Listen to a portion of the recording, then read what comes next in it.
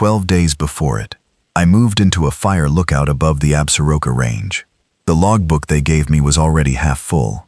The previous technician, whoever he was, had filled the first 60 pages with lightning strike coordinates, wind readings, radio test confirmations, clean block handwriting, every entry dated, timed, initialed. The last entry was September 14th of the previous year, which meant the book had sat through an entire winter up here, through however many feet of snow and weeks of nobody. And when I opened it in the truck on the way up, the pages smelled like wood smoke and something faintly chemical that I couldn't identify. Old electronics, maybe. Dust that had been heated and cooled too many times. I'm going to keep writing in the same book. That seemed like the right thing to do. My name is Nate Colby. I'm 38 years old. I've been a wildfire lookout technician with the Shoshone National Forest District for 11 years, and for 11 years I've done the same seasonal circuit. Tower checks, radio calibration, equipment inventory, lightning zone mapping. I'm good at it. I've been told I'm good at it. It's the kind of good that doesn't make anyone particularly proud of you, including yourself. But it keeps the district running and the equipment functional, and I have never once in 11 years filed a report with incorrect coordinates. The reason I'm telling you all this is because I want you to understand that I did not come up here because I was brave or prepared or any of the things I'd like to say about myself now that I'm writing this down months later. I came up here because my wife left me in February, and by May, I had run out of things to do in my apartment in Bozeman that didn't feel like putting my hand on a hot stove and holding it there. I called Ron Delano at the district office and asked if there was anything remote available for the season. Something with equipment work, something that needed attention. Ron said there was a tower on the south ridge of the Absaroka that had been offline all winter. Damaged radio mast, some wiring issues inside the cab. Whoever did the antenna work the year before hadn't sealed the conduit properly, and moisture had gotten into things. He said he'd been meaning to send someone up for 2 weeks, but hadn't found anybody willing to go that early in the season. I said I'd go. He asked if I was sure. His voice did a particular thing when he asked. Careful, like he was asking something else. I said I was sure. So here I am. The tower is called Broken Drum, which I didn't know before Ron told me, and which made me feel a specific kind of way that I still haven't entirely sorted out. The name comes from a rock formation on the ridge below it, a cluster of granite that supposedly sounds like a drum when the wind hits it right. I've been here 12 days and I haven't heard it yet. The wind mostly just sounds like wind.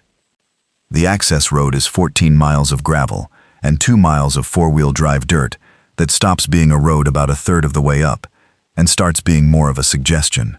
The last 2 miles I walked with 2 loads of gear because I didn't trust the truck with the equipment cases on that grade. It took most of the first day. The tower itself is standard Osborne fire lookout design. 14-foot square cab sitting on a 50-foot steel frame with a wraparound catwalk at the cab level and a system of stairs that switchbacks up the legs in a way that makes you think about how many people built this thing by hand and what they were thinking while they did it. Inside the cab there's a cot, a small propane stove, a work table, the Osborne firefinder in the center of the room, and the radio console on the east wall. Everything is painted the same shade of government green that hasn't changed since the 1950s. The view from the catwalk is something I don't have words for. Not in any way I can make sound impressive anyway. It's just everything. The Absaroka Range spreading east and south. The Clark's Fork of the Yellowstone somewhere below in the haze. The valley towns you can see on a clear morning as little clusters of brown and gray that don't look like much from up here, which is maybe the point. The elevation at the cab floor is 9,847 feet. My barometric altimeter reads that. My GPS confirms it. At that height in mid-May, the nights still go below freezing, and the mornings smell like ice and pine pitch, and something clean I associate with altitude itself.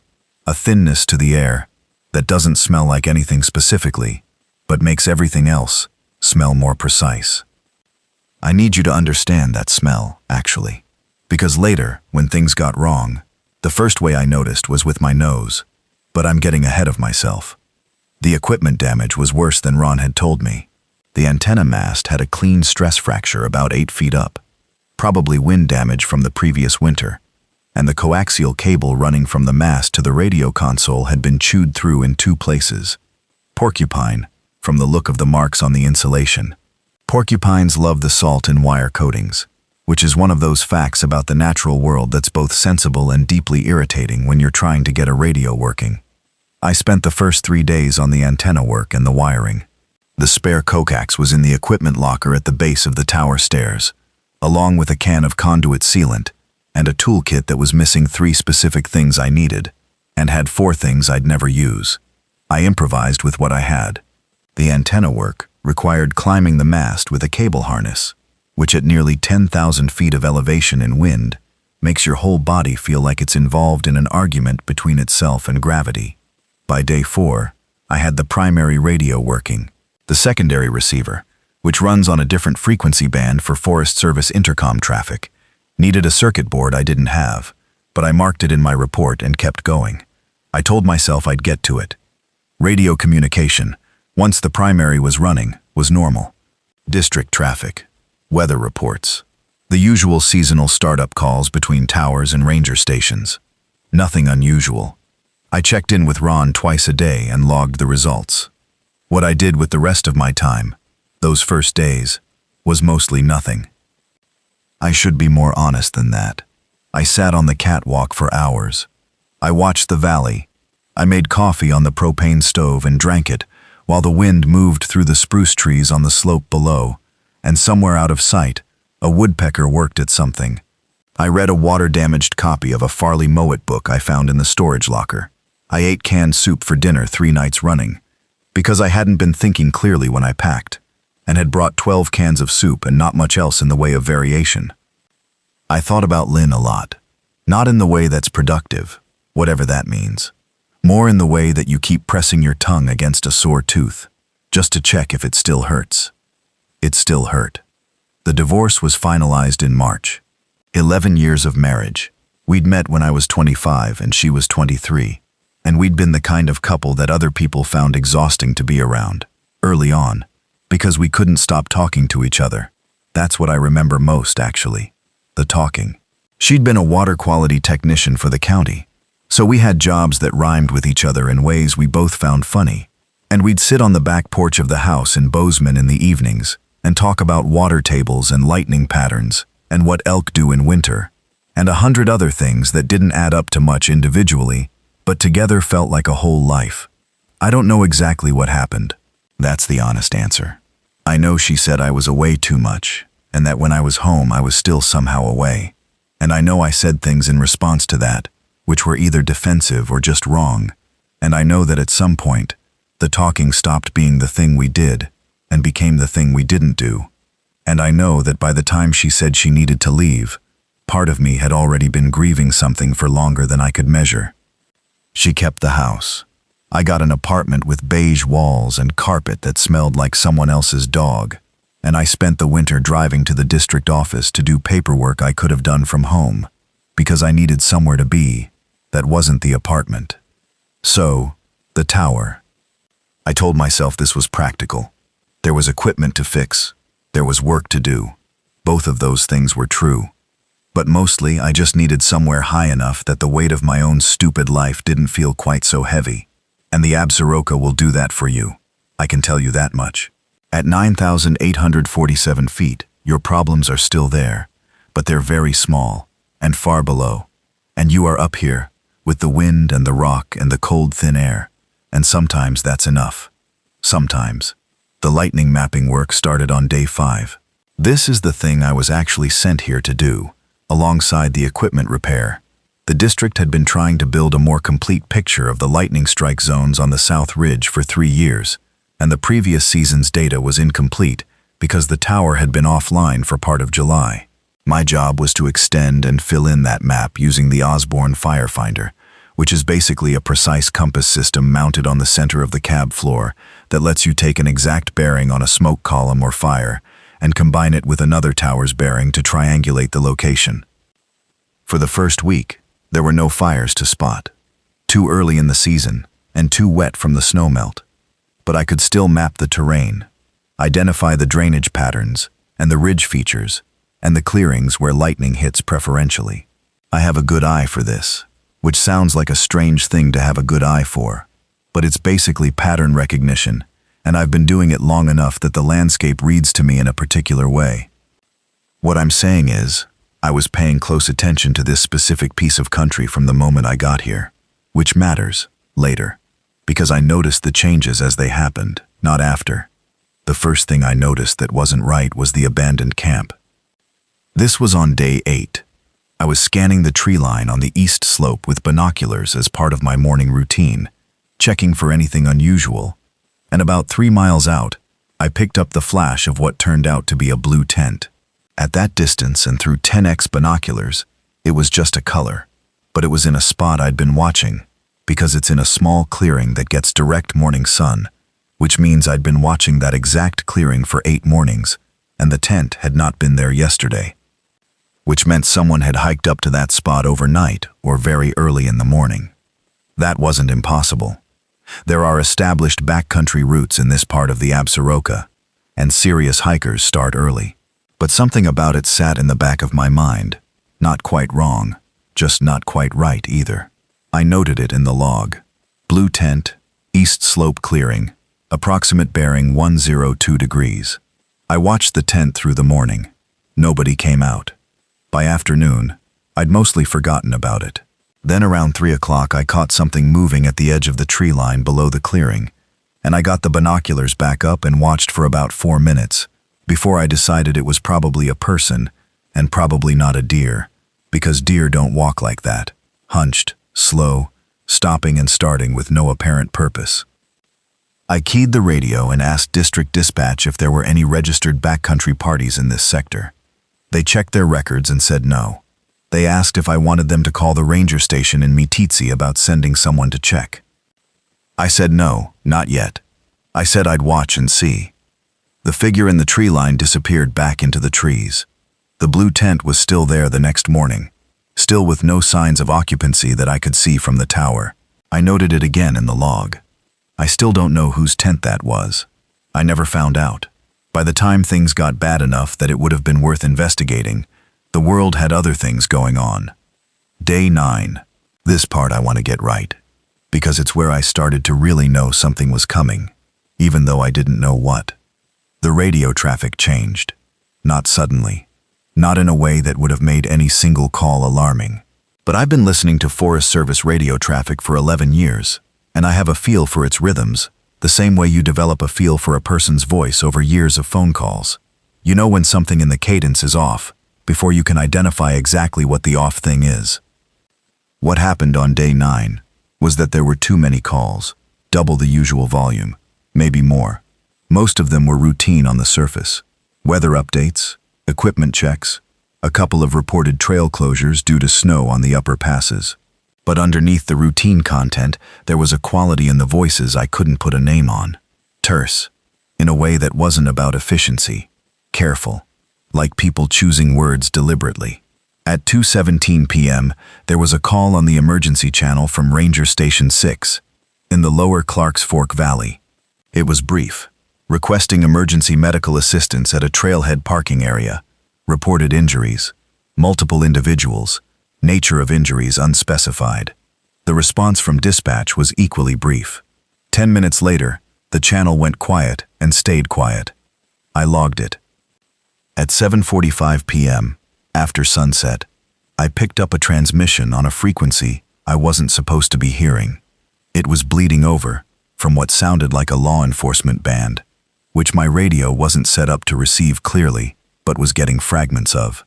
I could make out 3 things: the words contaminated, the phrase do not approach, and a location that I couldn't fully catch but sounded like it was the name of a town in the valley.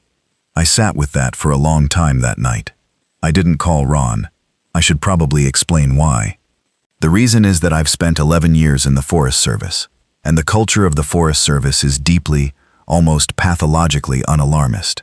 You don't raise concerns without a lot of evidence, because raising concerns and being wrong has specific professional consequences that I'd seen happen to other people, and I didn't have evidence. I had a blue tent and a weird walking figure and some radio traffic that felt off to me. None of that adds up to a reportable situation. So I just sat on the catwalk in the dark and looked at the valley and thought about it. The towns down there, Meeteetse, Powell, Cody, on the eastern edge of my view, were just light clusters, orange and white, normal. Nothing visible from here that would tell you anything was wrong. But it was late spring, and the air should have been clear, and there was a smell coming up from the south that wasn't right. Not smoke, not exactly. More like, you know how a fire smells different depending on what's burning. Pine smells different from grass, which smells different from structure fire, which has its own sharp and unpleasant quality that gets into your sinuses and stays there. What I was smelling from the south wasn't any of those exactly. It was like all of them at once. And underneath it, something else I couldn't identify. I went inside and made tea and went to bed and told myself I was overthinking it. Day 10. Morning. I was awake before sunrise. I don't know why. I'd been sleeping badly since I got up here, which I attributed to altitude adjustment and the kind of low-grade anxiety that had been my constant companion since February. But this morning, I was awake at 4 a.m. and couldn't get back to sleep. And around 5, I gave up and made coffee and went out to the catwalk. The sunrise over the Absaroka from this height is not something I can describe adequately.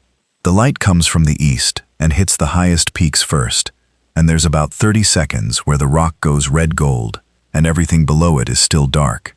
And in that 30 seconds, the world looks like it's been freshly made. I'd been watching this every morning for 10 days and I still caught my breath every time. But that morning what I noticed about the sunrise was what it lit up in the south. Smoke. Real smoke. Visible now in the low morning light. Not from a fire on the slopes, but from the valley, rising in 2 or 3 separate columns from what I estimated to be the area around Meeteetse, or the smaller communities south of it. I got the binoculars up and tried to get better detail, but it was too far. Just columns of dark smoke rising straight into the still early air. I went inside and keyed the radio. District dispatch was on, which at 5 a.m. meant it was the overnight person, and they sounded tired. I said, "Broken drum tower. I'm seeing smoke south of my position. Appears to originate from valley area, possibly Meeteetse. I have 2 or 3 columns, large volume. Do you have any incident reports from that area?" There was a pause that lasted long enough that I thought the connection had dropped. Then the overnight person said, "We're aware of an incident in that area. Stand by for information." That was all they said. Stand by for information. Then the frequency went back to static. I sat at the radio table and waited. The information didn't come. By 7 a.m., when the morning shift would normally have checked in with all tower personnel, nobody called. I tried calling district on 2 different frequencies and got nothing usable. One came back as busy, the other just went to static. I started to understand, in a very quiet part of myself, that something had gone badly wrong. Not a fire, something else. I didn't let myself think the word for it yet. Not yet. What I did instead was practical, because practical is where I go when I'm frightened. I went through the equipment locker and did a complete inventory of what I had. I'd started the season with propane, 3 full tanks at the base of the tower, and 1 partial on the stove in the cab. The partial would go about 6 days at my current rate of use. The 3 full ones would go a long time. Food. I'd come up with what I thought was 2 weeks of supplies and had already been eating for 10 days, so I was getting thin. The 12 cans of soup, most of them gone. Some dried oats. A bag of rice I hadn't opened yet. 6 protein bars. Half a jar of peanut butter. Not enough. Water. There was a rainwater collection system on the roof that fed a 100-gallon tank, and the snowmelt from the previous months had kept it near full. I'd been using it carefully. Probably another 3 weeks of supply if I was conservative. Fuel for the emergency generator. About 15 gallons of diesel in the red cans in the base locker. The generator ran the backup radio equipment and the emergency lighting. 15 gallons would go about, I did the math in my head, 12 to 15 hours of continuous use. That was it. That was what I had. I wrote all of it down in the logbook, and then I sat there and looked at the columns of smoke in the south, and I thought, very carefully, I need more food. I need it soon. The road down to the valley and back, even if I drove fast and didn't stop, was at minimum 6 hours round trip. More realistically, 8. During those 8 hours, I would have no way to monitor what was happening from the tower, and whatever was happening in the valley, whatever those smoke columns represented, would be happening around me, and I would be in the middle of it on a mountain road with no backup. I decided to give it one more day before I made any moves. Cowardly, maybe. Cautious, maybe. Both. That evening, around 6 p.m., I finally got something on the radio. It wasn't district dispatch. It was a voice I didn't recognize on a frequency that wasn't one I used. I'd been scanning up and down the band out of desperation and found this transmission buried in static, barely readable, but definitely a human voice in a structured broadcast. What it said, as best as I could make it out through the static, was this: all civilians in the affected zones are advised to shelter in place. Movement between towns is not recommended at this time. The National Guard has been activated in Park and Bighorn counties. Emergency services, and then static, and then infected individuals should not be approached or assisted. Repeat, do not approach. And then more static and the voice faded out. Infected individuals. There it was. The word I'd been not thinking for 2 days. I sat at the radio for a long time after that. The catwalk was cooling in the evening air outside, and inside the cab, the propane stove was making its small sound, and the logbook was open in front of me, and I wrote the time, and the frequency, and the partial transcript, and I stared at what I'd written. Infected, not fire, not chemical spill, not earthquake. Infected. I've thought about this moment a lot since then. What I felt was not what I expected to feel. I expected fear, and there was some of that, but mostly what I felt was a strange, specific kind of sadness. Like I was hearing news I'd somehow known was coming for a long time, and had been hoping wouldn't arrive. That probably says something about where my head had been since February. Day 11. I went down the mountain. Not all the way to the valley. I wasn't ready for that, or smart enough, depending on how you look at it. I drove the truck as far as the lower access road, which ends at a Forest Service maintenance facility about 6 miles below the tower. The facility is just a steel-sided building with a parking area, a diesel pump for district vehicles, and inside, shelving with maintenance supplies, spare equipment parts, and, I knew this from previous seasons, a modest emergency supply cache the district kept for fire crews.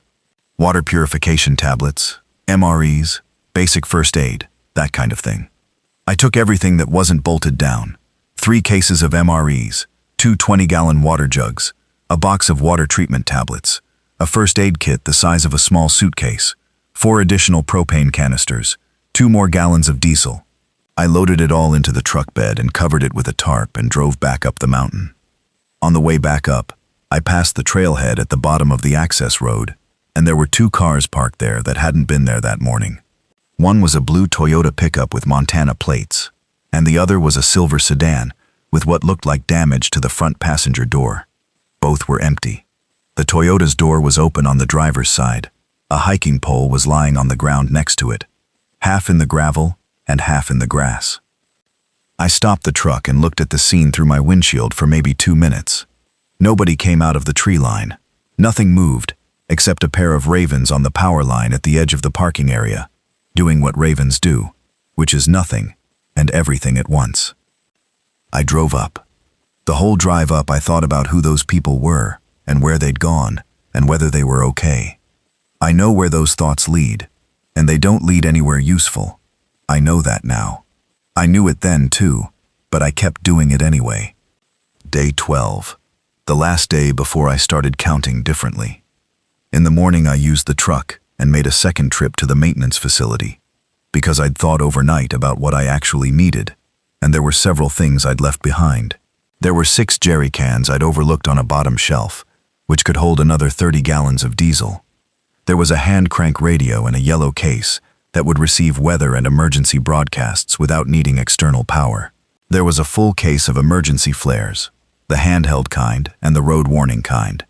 There was a box of work gloves and a pair of insulated boots, 2 sizes too big for me, that I took anyway. On this trip, the trailhead parking area had 4 more vehicles in it, that hadn't been there yesterday. One of them was still running. The engine was on. The headlights were on even though it was full daylight, and there was nobody inside. I parked and got out of my truck and stood there in the morning air listening. Birds. Wind in the upper trees.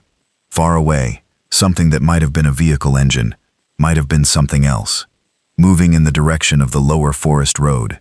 I went into the maintenance facility, loaded what I needed into the truck, and drove back up. I did not investigate the running car. I did not look into the tree line. I want to say this clearly, because I've thought about it many times since. I don't think there was anything I could have done for whoever those cars belonged to. I think they'd already been in the trees for a while, doing whatever they were doing in the trees, and I think approaching the tree line alone, and without any real plan, would have been how I died in the first week. So I'm not apologizing for driving away. But I'm also not going to tell you it didn't cost me anything. It cost me something.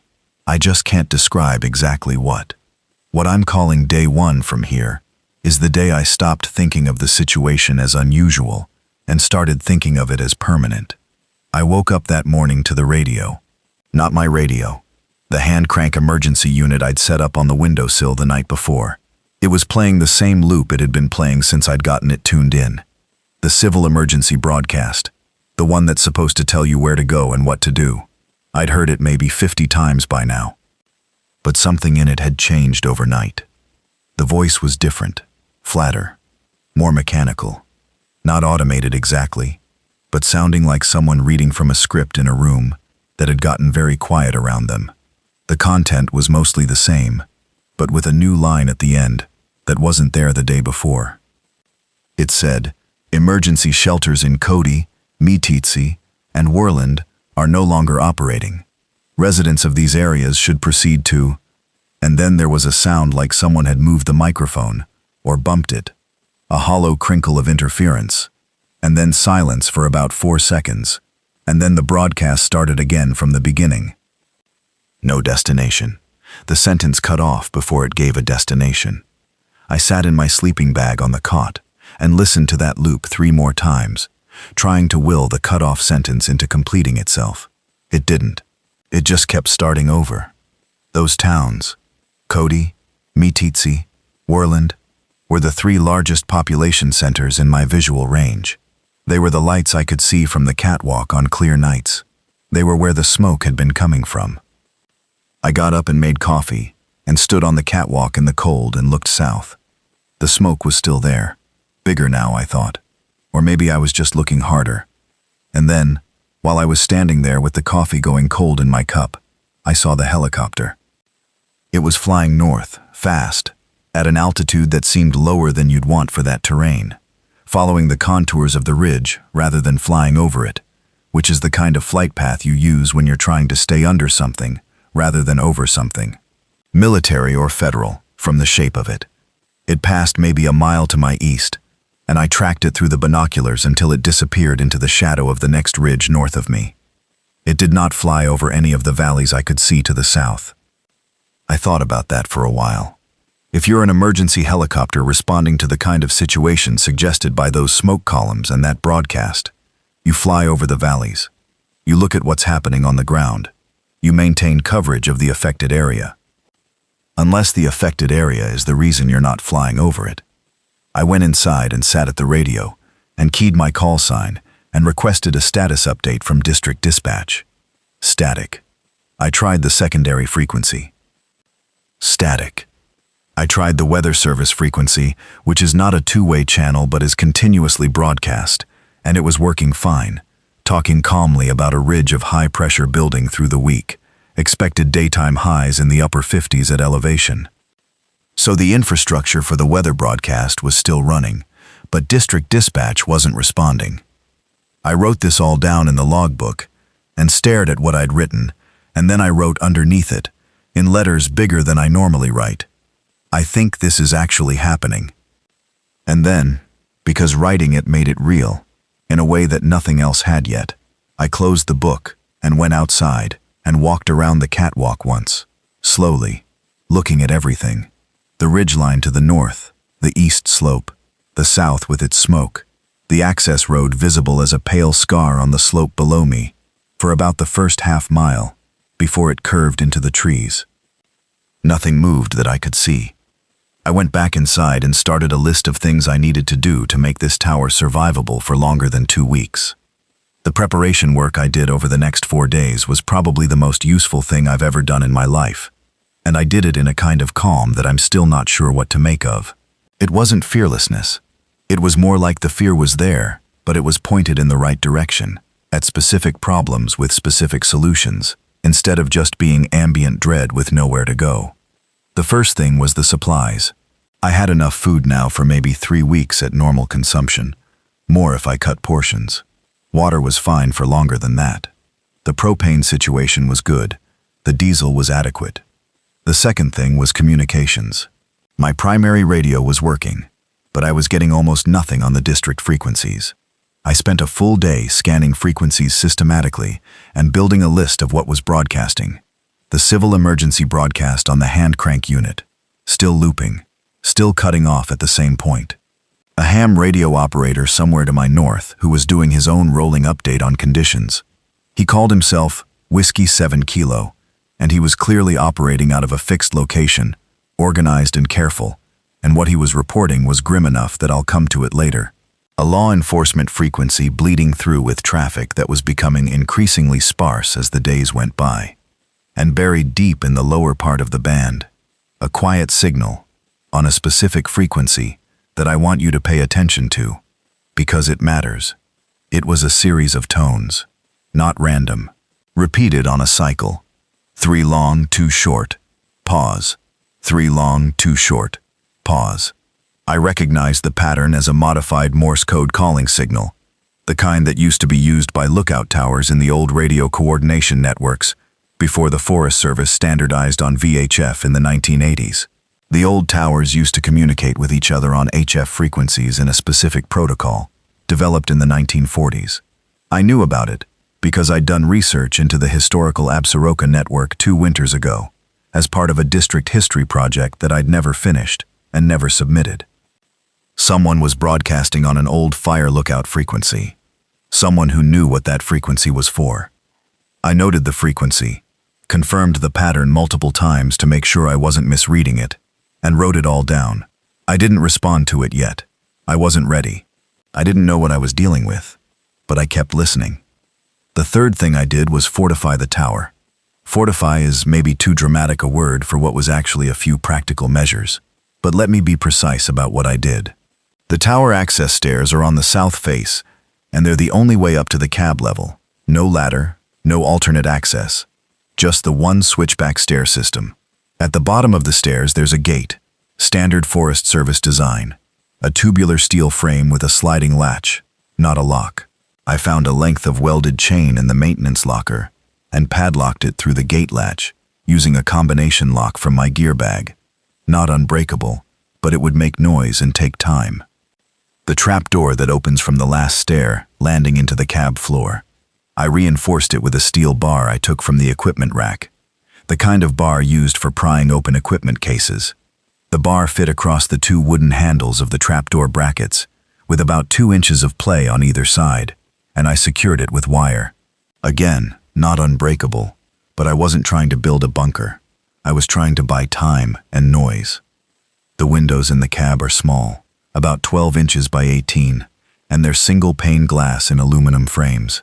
Nothing I could do about them except make sure I knew where they were and what was outside each one. I started keeping the binoculars at the window that faced south and a flashlight at the window that faced north, because those were the 2 directions from which the access road approached. The fourth thing I did was get the truck off the access road. There was a pull-off about 200 meters below the tower that was originally used for cable-laying equipment access, and the vegetation had grown up around it enough that a vehicle parked there wouldn't be immediately visible from the road. I drove the truck in, covered it with the tarp from the truck bed, olive green, which blended reasonably well, and walked back up to the tower. I want to be clear, I'm not a survivalist. I'm not someone who has thought about this kind of situation before. I was a technician who fixed radios and mapped lightning and ate canned soup and called his ex-wife too many times in the months after she left. What I was doing was just problem solving. The tower had vulnerabilities, and I was addressing them in order of priority. It's the same thought process I use when I'm troubleshooting a radio that won't transmit. Start from the most likely failure point and work outward. It's possible that thinking process saved my life. It's possible it just kept me busy enough that I didn't fall apart. Both are probably true. On what I'm calling day 3 of the real situation, the first person came up the mountain. I heard her before I saw her. It was around 11 in the morning, overcast, the kind of heavy gray sky that holds the cold down close to the ground.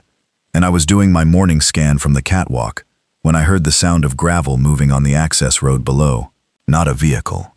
A person. Walking on the loose surface. I got the binoculars up and found her about 300 meters below the tower on the access road. She was moving at a steady pace, no hesitation, and she had a hiking pack on that looked heavy, and a trekking pole in one hand. She walked like someone who was tired but not hurt, the kind of tired that comes from a long walk, not from pain. I watched her for about 5 minutes before I made any decision. She didn't behave wrong. She didn't stop for no reason, didn't move in that stumbling, purposeless way that the figure in the trees had moved 3 days earlier. She walked like a person going somewhere. I let her get close enough that I could see her face through the binoculars before I said anything. Middle-aged, maybe early 40s, brown hair and a ponytail, a red fleece layer over what looked like hiking clothes. She had the specific look of someone who had been outside for several days. Not dirty exactly, but weathered. Her eyes were on the tower, and she'd been looking at it for a while. I called down from the catwalk. "Hey, are you alone?" She stopped on the road and looked up. She shielded her eyes with one hand, even though there was no sun, which is a reflex people do when they're trying to look at something above them. She said, "Yes. Are you going to shoot me?" "I don't have a gun." Oh, a pause. Then, "Can I come up?" Her name was Audrey Fitch. She was 43, a high school biology teacher from Cody, and she'd been on a solo backpacking trip on the Upper Clarks Fork Trail when everything started. She'd been 3 days out from the trailhead when she started hearing things on her emergency beacon. Not signals, just the sounds of the broadcast leaking through the device's weather channel at the limit of its frequency range. She'd stopped to try to make sense of it and spent half a day camped on a high ridge, listening. And what she'd pieced together was enough to make her decide that going back to the trailhead and driving home to Cody was not a safe plan. So she'd gone up instead of down. She'd been navigating by elevation, reasoning, correctly, as it turned out, that high ground was better than valley ground in a situation where whatever was wrong seemed to be concentrated in the valleys. She'd been moving for 2 days without sleeping more than a few hours at a time. When she got to the top of the tower stairs and sat down on the catwalk, she put her pack down and leaned her head back against the railing and closed her eyes. And I could see the exact moment she stopped having to be a person in motion and just let herself stop. I made her coffee. It was the practical thing to do. While she drank it, I asked her what she'd seen on the trail. She talked for a long time. She's a biology teacher, and she describes things the way a biology teacher describes things. Specific, careful, attentive to detail. And what she described was this. On the day she'd picked up the broadcast fragments, she'd also seen 2 people on the trail that didn't behave right. They were moving up from the valley direction, like her, but slowly. And when she'd hailed them from the trail, they'd turned toward her sound, without turning their faces toward her. Like they'd heard her, but couldn't locate the source. She'd been upwind of them, she thought, and she'd gone off trail and waited until they passed. "Were they hurt?" I asked. She thought about this. The one in front had a tear in his jacket, and I could see dried blood on the shoulder. But he was walking, not limping or anything, just slowly. How was he walking? Like he was very tired, or very drunk, not in a straight line. She looked at her coffee cup, but when I made a sound, I kicked a rock accidentally. They both turned immediately, like they heard it fine. I thought about the figure I'd seen in the trees 3 days ago, moving slow and purposeless. "Did they follow you?" I asked. "I don't think so. I waited about 20 minutes and then got above them and kept going. I didn't see them again." She paused. "There was another one, at the water crossing. Maybe 4 hours later, alone. He was just standing in the creek, not moving, just standing there in the water up to his knees. For how long? I don't know. I watched him for about 10 minutes and he didn't move at all. Just stood there. She looked up at me. The water was snowmelt. It had to be near freezing. I didn't say anything. She said, "Do you know what's happening?" Not specifically, but you know something. I know there's a situation in the valley towns. I know emergency services aren't operating normally. I know travel in the valley is not safe, and I don't know how unsafe. She nodded slowly. She didn't push for more than that, which I appreciated.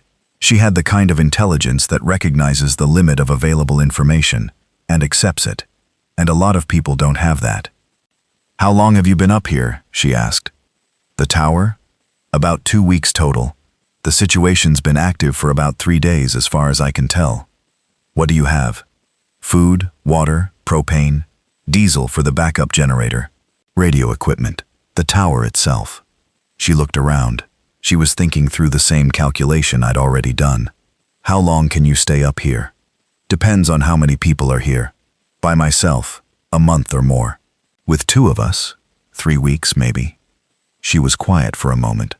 "I won't be the last person who comes up this mountain." "No," I said, "you won't." She was right. She wasn't.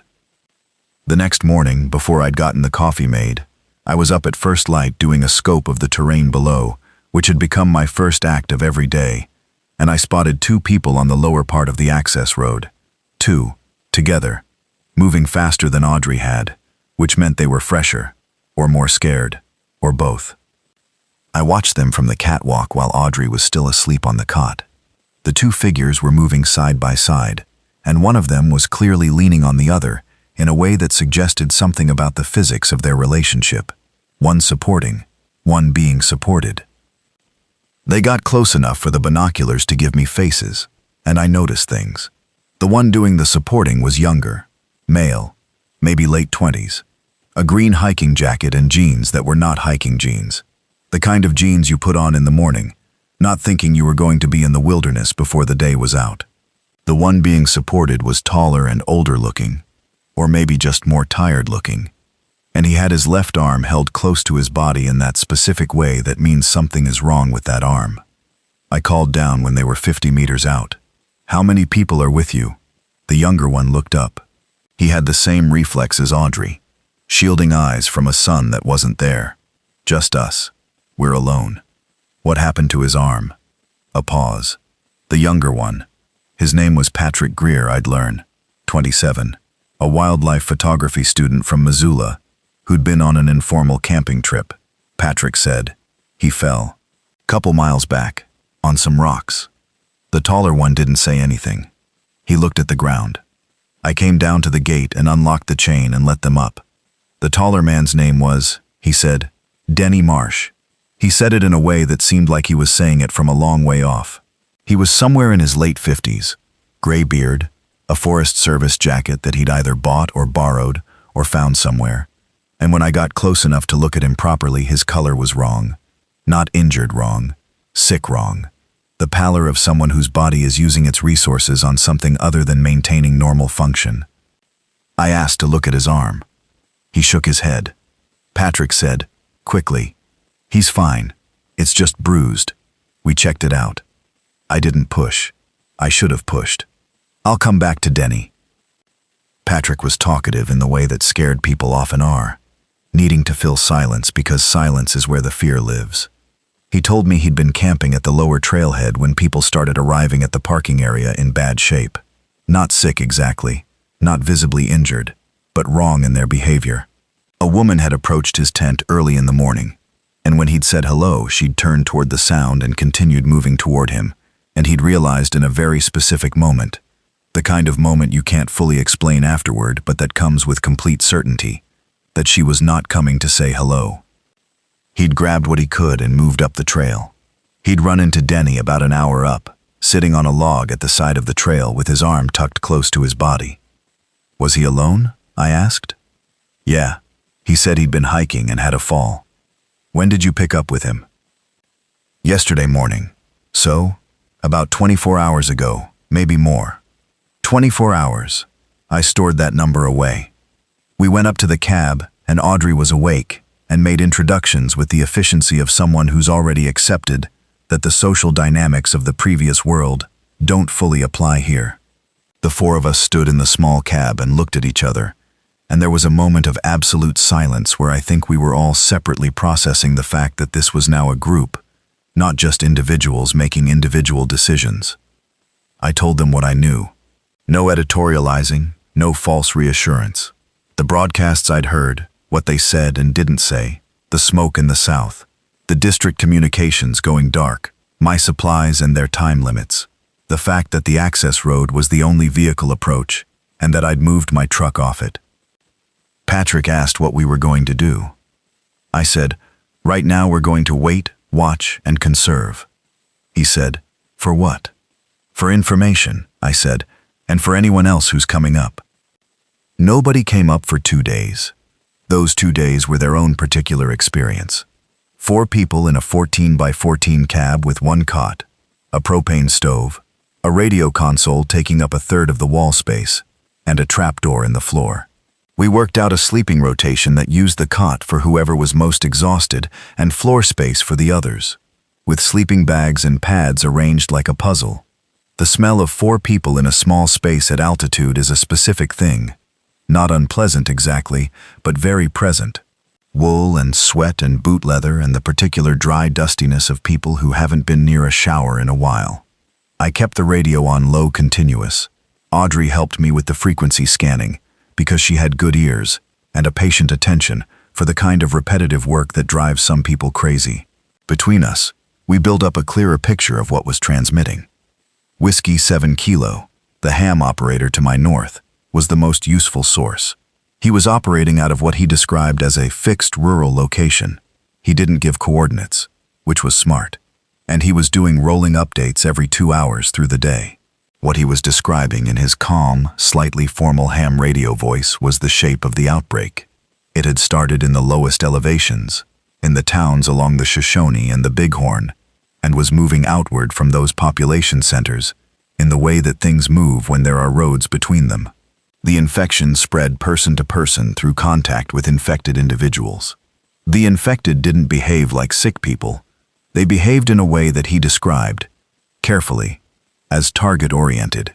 They moved toward sound and smell and came into contact with whatever generated those things. He said the military had set up containment lines south of the Bighorn Basin, but that the lines were, as of 2 days ago, uncertain.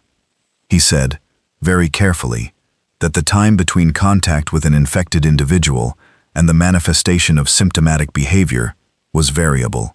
He'd observed cases that turned within hours and cases that took longer. He didn't say how much longer. I listened to this while sitting at the radio console with my back to the rest of the cab. Audrey was behind me, and I knew she was listening too. Patrick was on the catwalk, which was where he spent most of his time, watching the terrain below. Denny was on the cot. I hadn't looked at Denny's arm yet. The honest reason is that I was afraid of what I'd find. And the honest reason for that is that I already knew, in the part of my brain that processes sensory information faster than conscious thought, that something was wrong with Denny that wasn't a fall on rocks.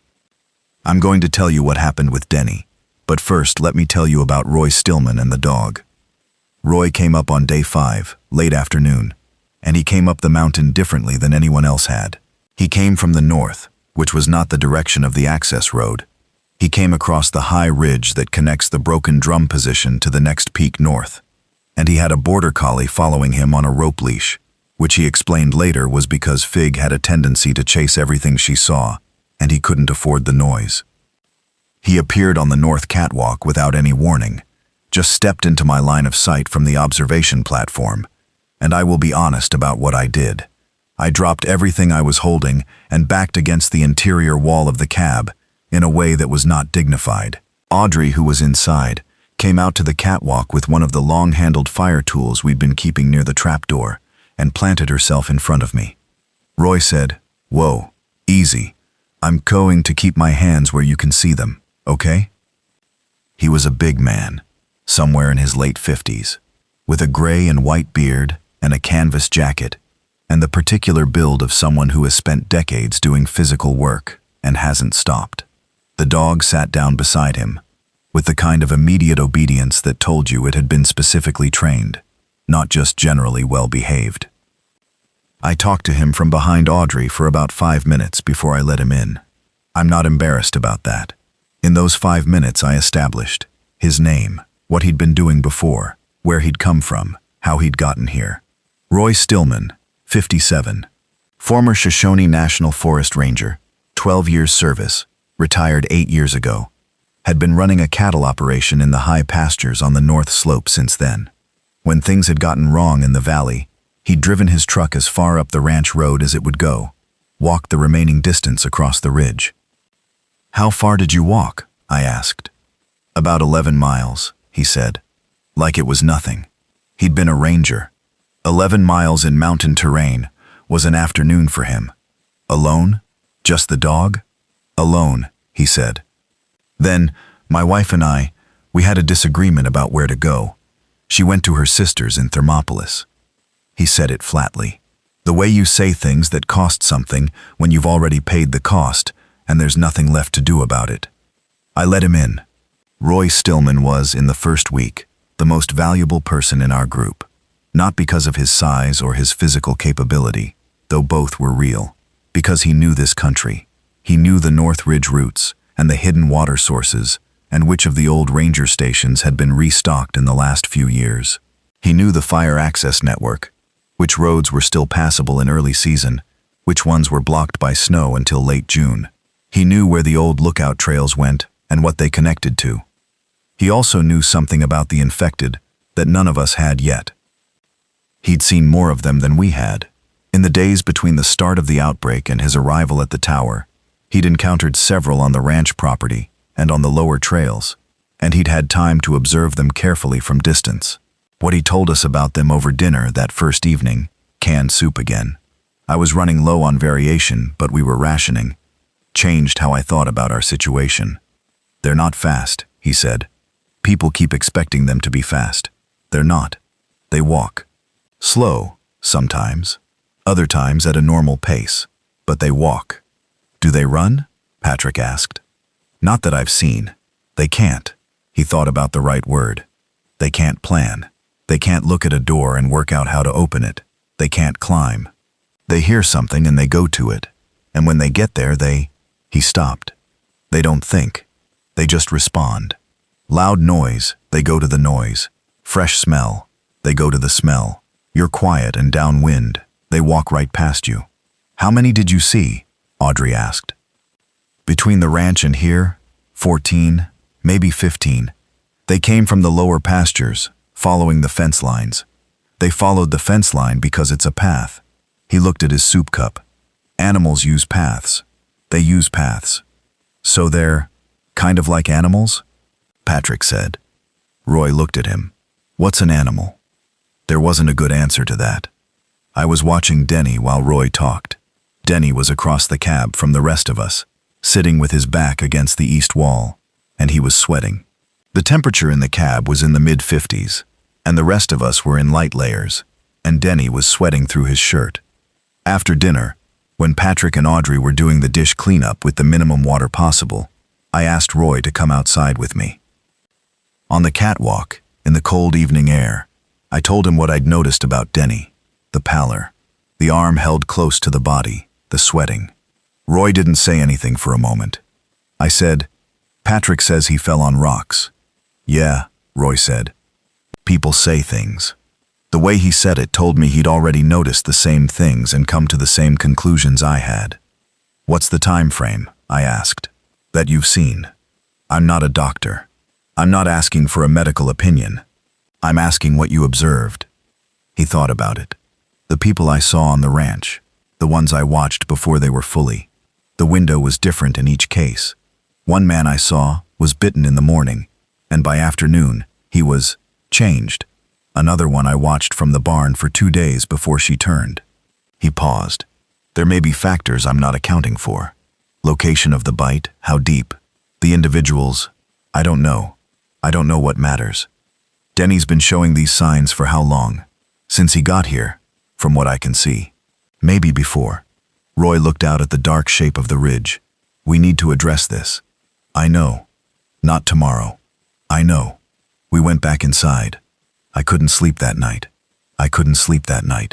I lay on my section of floor in my sleeping bag and listened to the breathing of the other people in the cab, and the wind against the windows, and the radio's low static, and I thought about Denny. Here is the problem. Denny was a human being. He was sitting 8 feet from me, breathing, sweating, holding his arm at that angle. In the morning, he'd drunk the coffee I made and said thank you, which is a very human thing to do. He'd asked Audrey if she needed any of her load redistributed to his pack if she was going further, which was considerate in a way that made my chest hurt. He didn't know. I'd been watching his face when Roy talked about the infected, and I couldn't find in his expression anything that looked like recognition, or guilt, or concealment. He just looked tired. He looked like a man who was very tired, and had a hurt arm, and was trying to get through a difficult day. Either he didn't know he'd been bitten, which seemed unlikely, or he knew, and was hoping he'd be one of the ones who didn't turn, or he knew, and had made a calculation about what the information would cost him, and had decided the cost was too high. I thought about Lynn. I thought about how we'd stopped telling each other true things. Not dramatically, not all at once. Incrementally. First, the small true things. I'm scared. I'm lonely. I don't know what I'm doing with this part of my life. Then the bigger ones, until the space between us was full of all the things we weren't saying, and there was no room left for the things we were. That's not really about Denny. I know that. I think I just needed to think about something I understood while I was lying in the dark not understanding Denny. In the morning, I made coffee early, and when Denny woke up I asked him if I could look at his arm. He looked at me for a long time. I said, I need to know. Not to punish you or, I just need to know. He said, what would you do if you knew? I don't know yet. He looked down at the arm he'd been holding close. Then he let it straighten out, slowly, like it cost him something physical. He pulled the sleeve up. The wound was on the inner forearm, about 2 inches below the inside of the elbow. It was about 1.5 inches across, the shape of, well, you know the shape. It had been cleaned and dressed, wrapped in gauze from what looked like a personal first aid kit, but the gauze was old and slightly gray with what had soaked through from beneath. I sat across from him and looked at the wound, and he looked at me. How long ago? I asked. 4 days, he said. Maybe 5, before I met Patrick. Does it hurt? Not the way a wound hurts, not anymore. A pause. I have a headache. It started yesterday. I nodded. I was doing the math that I didn't want to be doing. I don't want to hurt anyone, he said. His voice was very quiet. I want you to know that. I know. Patrick doesn't know. I know that too. He looked out the window for a moment. The morning light was coming in gray and thin, and it caught the side of his face in a way that showed how much color he'd lost in the last few days. I was hoping I'd be the kind who doesn't turn. I didn't say anything. That's stupid, he said. To hope that. It's not stupid, I said. It's what people do. I didn't tell you because, if I told you, it would be over. I'd be over. And I thought maybe if I got somewhere safe and rested and took care of it. He stopped. I don't know what I thought. The conversation felt like something I'd had before, in a different form. The thing where you know a truth and the other person knows it, and the only question left is who's going to say it out loud, and what saying it will cost. I told Denny what I thought needed to happen. I told him we needed to isolate him from the group. Not permanently, not as a punishment, but because if his symptoms progressed, we needed to be able to respond without putting the others at risk. I told him I would keep his situation private from the group, as long as I safely could. I told him we would give him the best care we could with what we had. He listened to all of this. When I finished, he said, "You're being very decent about this." "I'm trying." "No, you're succeeding." He looked at me directly for the first time since I'd started talking. "Who were you before all this? Before the tower?" "A technician," I said. "I fixed radios." He almost smiled. Not quite. I was a retired accountant from Billings. I came out here for a vacation. I haven't been hiking in 15 years. He looked down at the wrapped arm. I don't know why I'm telling you that. Because it's true, I said. True things need somewhere to go. I set him up in the corner of the cab furthest from the trapdoor, with a sleeping pad and a water bottle, and what remained of the pain medication in the first aid kit. I told the others he was feeling worse from the injury and needed rest and space. Roy knew the full truth, and I saw in his face that he accepted my call on the communication strategy, even if he had questions about it. Audrey looked at Denny for a long moment in a way that made me think she'd already guessed most of it, because she was smart enough to put the symptoms together herself. Patrick. Patrick seemed to accept the surface explanation, though he was quieter after that, and sometimes I caught him watching Denny with an expression I couldn't fully read. Day 6 started with something I want to try to describe, because it was unlike anything I'd encountered before, and I've been trying to find words for it ever since. It was early morning, before full light. I was alone on the north-facing section of the catwalk, which was where I went when I needed to think without the ambient presence of other people in my peripheral vision. The north face looks out over a deep drainage, a narrow valley between ridges that fills with fog in the early morning and burns off by mid-morning. And in the pre-dawn light, the fog was thick and still, and the spruce tips were just visible above it, like dark punctuation marks. I was listening. This is important. I was listening, not for anything specific. It had become a habit, my ears doing the constant low-level scan that my brain had trained them to do, parsing the wind from the animal sounds from the sounds that didn't belong. What I heard was a human voice, very far below, somewhere in the fog of the drainage. Not words, not quite. A kind of sustained low sound that was neither singing nor speaking but somewhere between them. Monotone, continuous, not rising or falling, like a single note held without breath limit. I stood at the catwalk railing and listened to it for several minutes. It wasn't animal. I know the sounds this country makes at night and in the early morning. The coyotes, the elk, the occasional mountain lion that does something none of the other animals do, which is sound almost exactly like a woman calling out from somewhere far away. This wasn't any of those. It had the timbre and the cadence of a human voice, but it wasn't behaving the way human voices behave. It didn't change. It didn't get louder and then softer, in the way that a person moving through terrain would cause. It just was. Present, low, continuous. I went inside and got Roy and brought him to the north catwalk.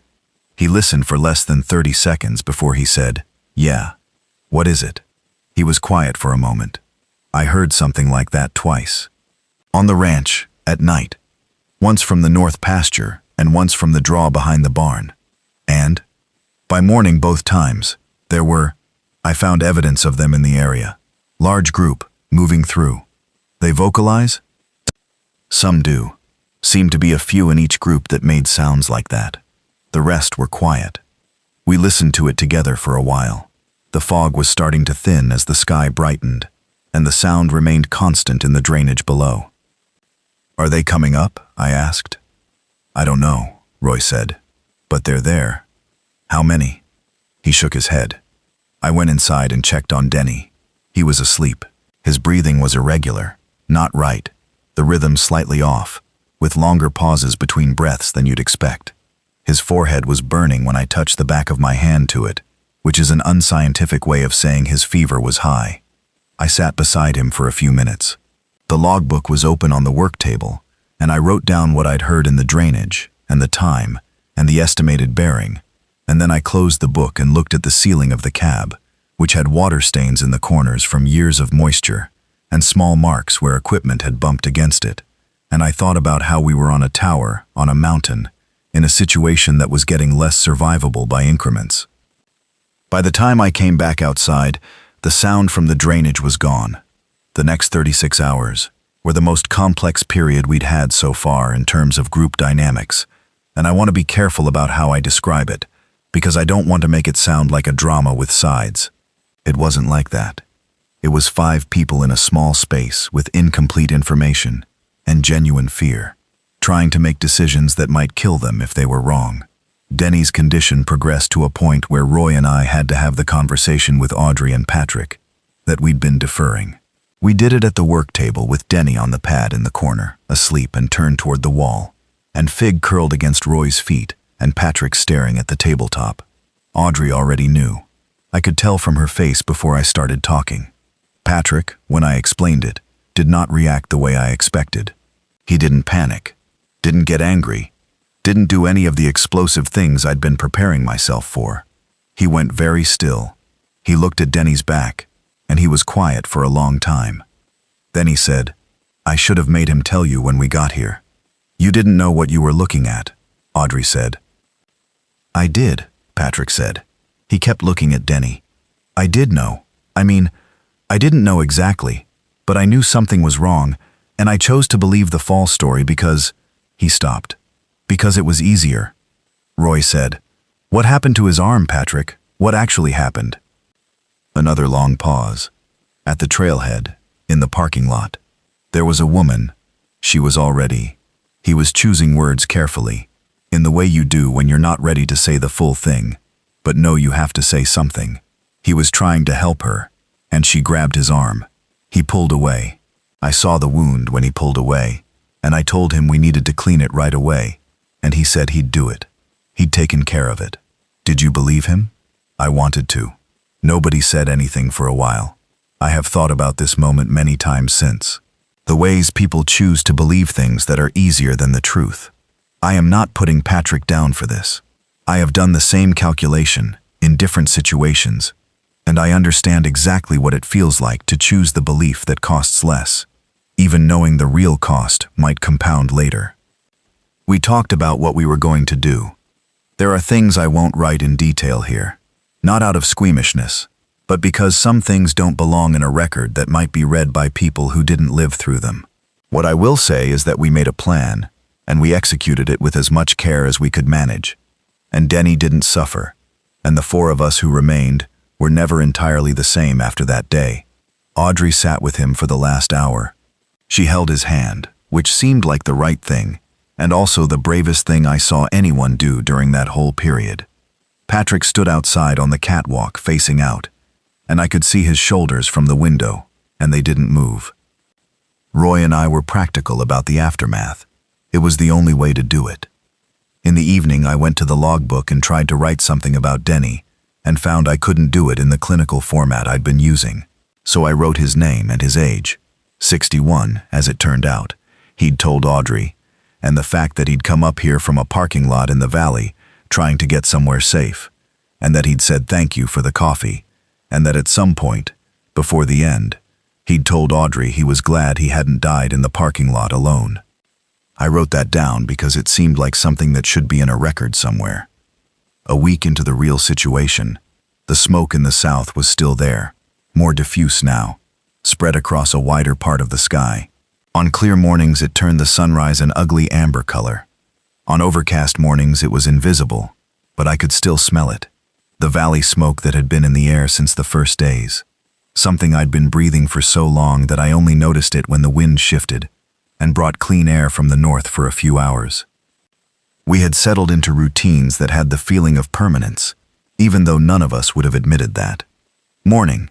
I was up first, always, and made coffee on the propane stove, and did the first visual scan of the terrain with binoculars from each face of the tower in sequence, logging anything notable. Roy was usually up by the time I finished, and he would take Fig out on the chain we'd rigged to the catwalk rail. Fig needed to be outside at intervals, and Roy was careful about where and when, always checking for movement below first. Midday. Audrey handled the radio scanning, which she'd gotten quite good at. She kept a running log separate from my official one, handwritten, in her own precise schoolteacher hand, of every broadcast she received. What channel, what time, what content. Her notes were often more useful than mine, because she was better at capturing the emotional texture of a transmission, not just the factual content. Afternoons. Equipment work, maintenance, whatever needed doing. Inventory checks, propane management, water system inspection.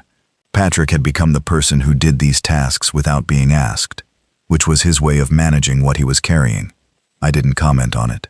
People need things to do with their hands and their attention, and practical maintenance kept the tower running, so it was good for everyone.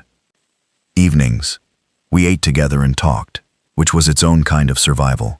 Not the dramatic kind, but the kind where you keep yourself human by acting human.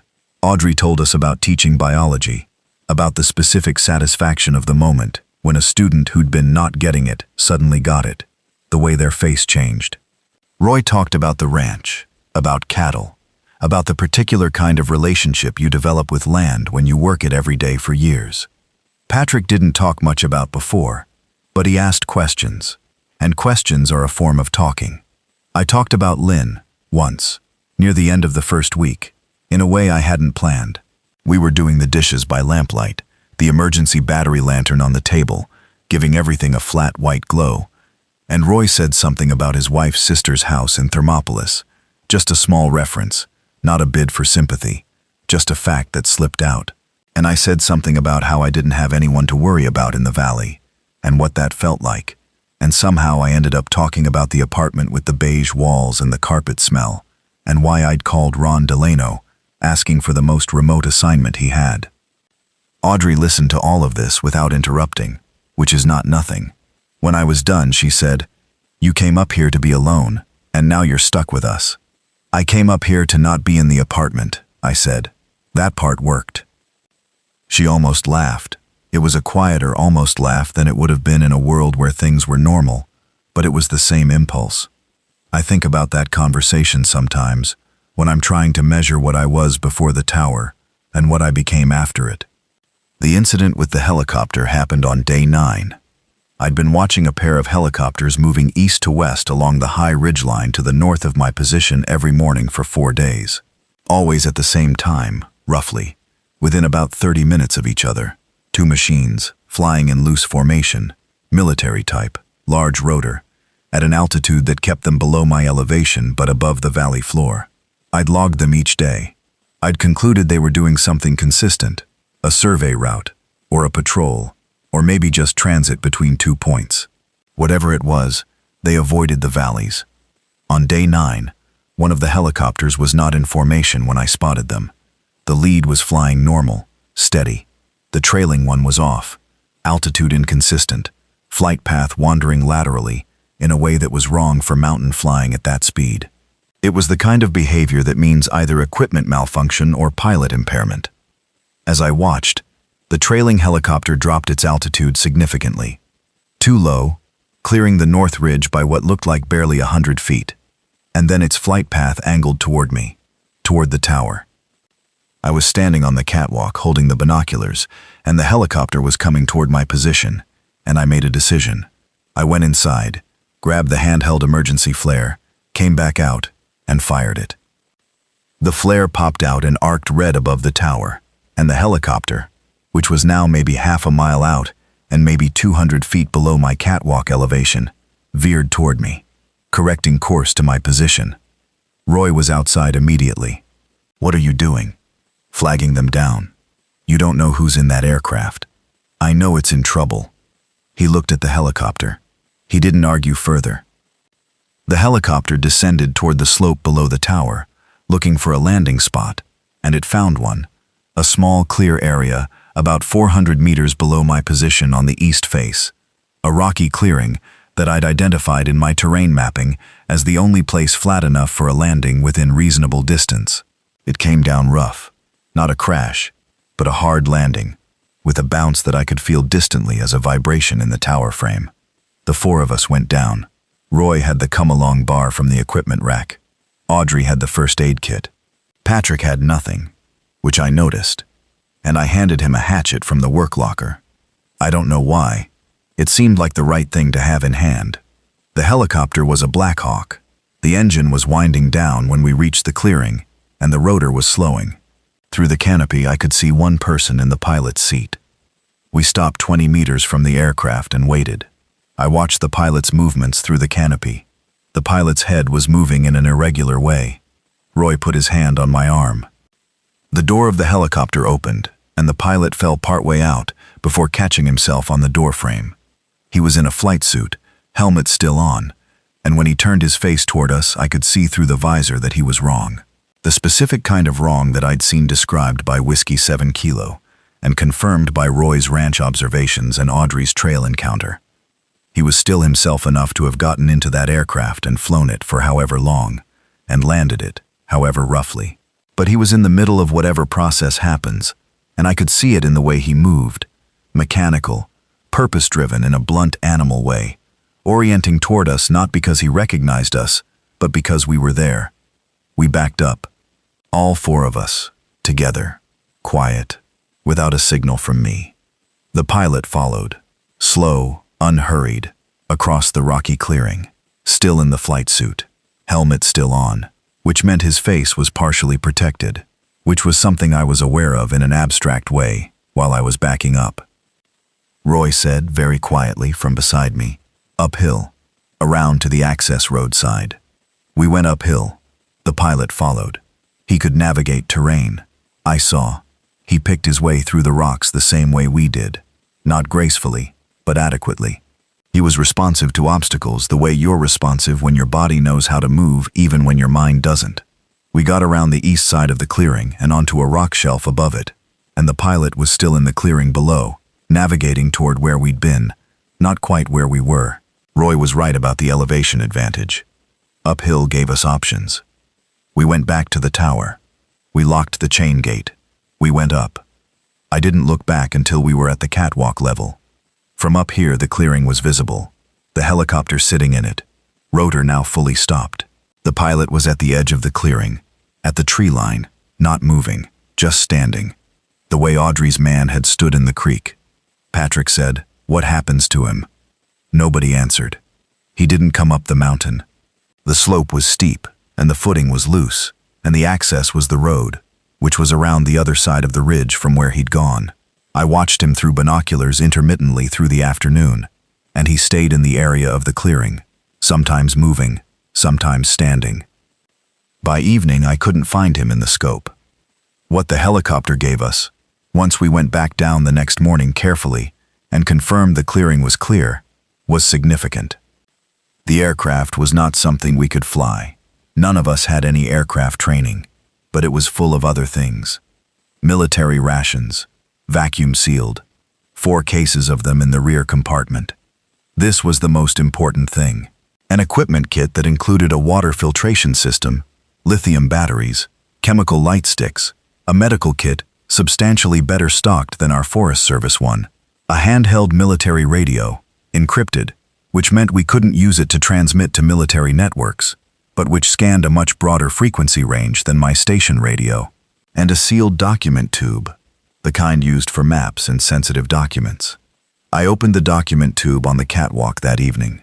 Inside was a printed map, a standard topographic base layer, but with handwritten annotations. Red zones covering the valley areas, green zones on the high ground, scattered, sparse. A network of lines connecting the green zones, which I recognized after a moment's examination as being precisely the old Forest Service fire lookout communication routes. The distances and bearings matched what I knew of the Absaroka network. At 3 points on the map, green zones had been circled with a heavier marker and marked with designations I didn't immediately recognize: GL2, GL7, and GL11. I stared at this for a long time. Roy came and looked over my shoulder. "What is that?" "I think those are lookout towers," I said. "The circles. The GL designations might be grouse line, maybe? It's an old Forest Service network identifier for the eastern Absaroka towers. Or it could be something else. But look at the positions." I traced the line with my finger. "That one would be Grouse Peak. That one is near the Sunlight Basin towers. And this one," I measured with my thumb against the map scale, "this one would be about 40 miles east of here, at elevation." "Someone else made this map," Audrey said. "Someone in the helicopter. Or someone who gave this to whoever was in the helicopter." Patrick said, "So there are other people up high, at towers." "Maybe." Audrey was very quiet for a moment, and then she said, "That signal you've been tracking, the tones, on the HF frequency." I looked at her. "The old lookout frequency," she said. Those 3 locations on the map. You said yourself you thought someone was broadcasting on the old tower protocol. I went to the radio and found the old HF frequency and keyed the radio and listened. 3 long, 2 short. Pause. 3 long, 2 short. Pause. I picked up the handset. I said, on the frequency, "This is Broken Drum Tower, Absaroka Range South Sector, Shoshone National Forest District. Is anyone receiving this transmission?" Static. 3 long, 2 short. Pause. I said it again. Coordinates, my situation, number of people. Then I waited. It took 4 minutes. I timed it. Then a voice, a woman's voice, older, calm, with the specific cadence of someone who has been using radios for a very long time and has no anxiety about it, said, "Broken Drum, this is Grouse Peak. We copy you. We've been monitoring your transmitter signature for 6 days.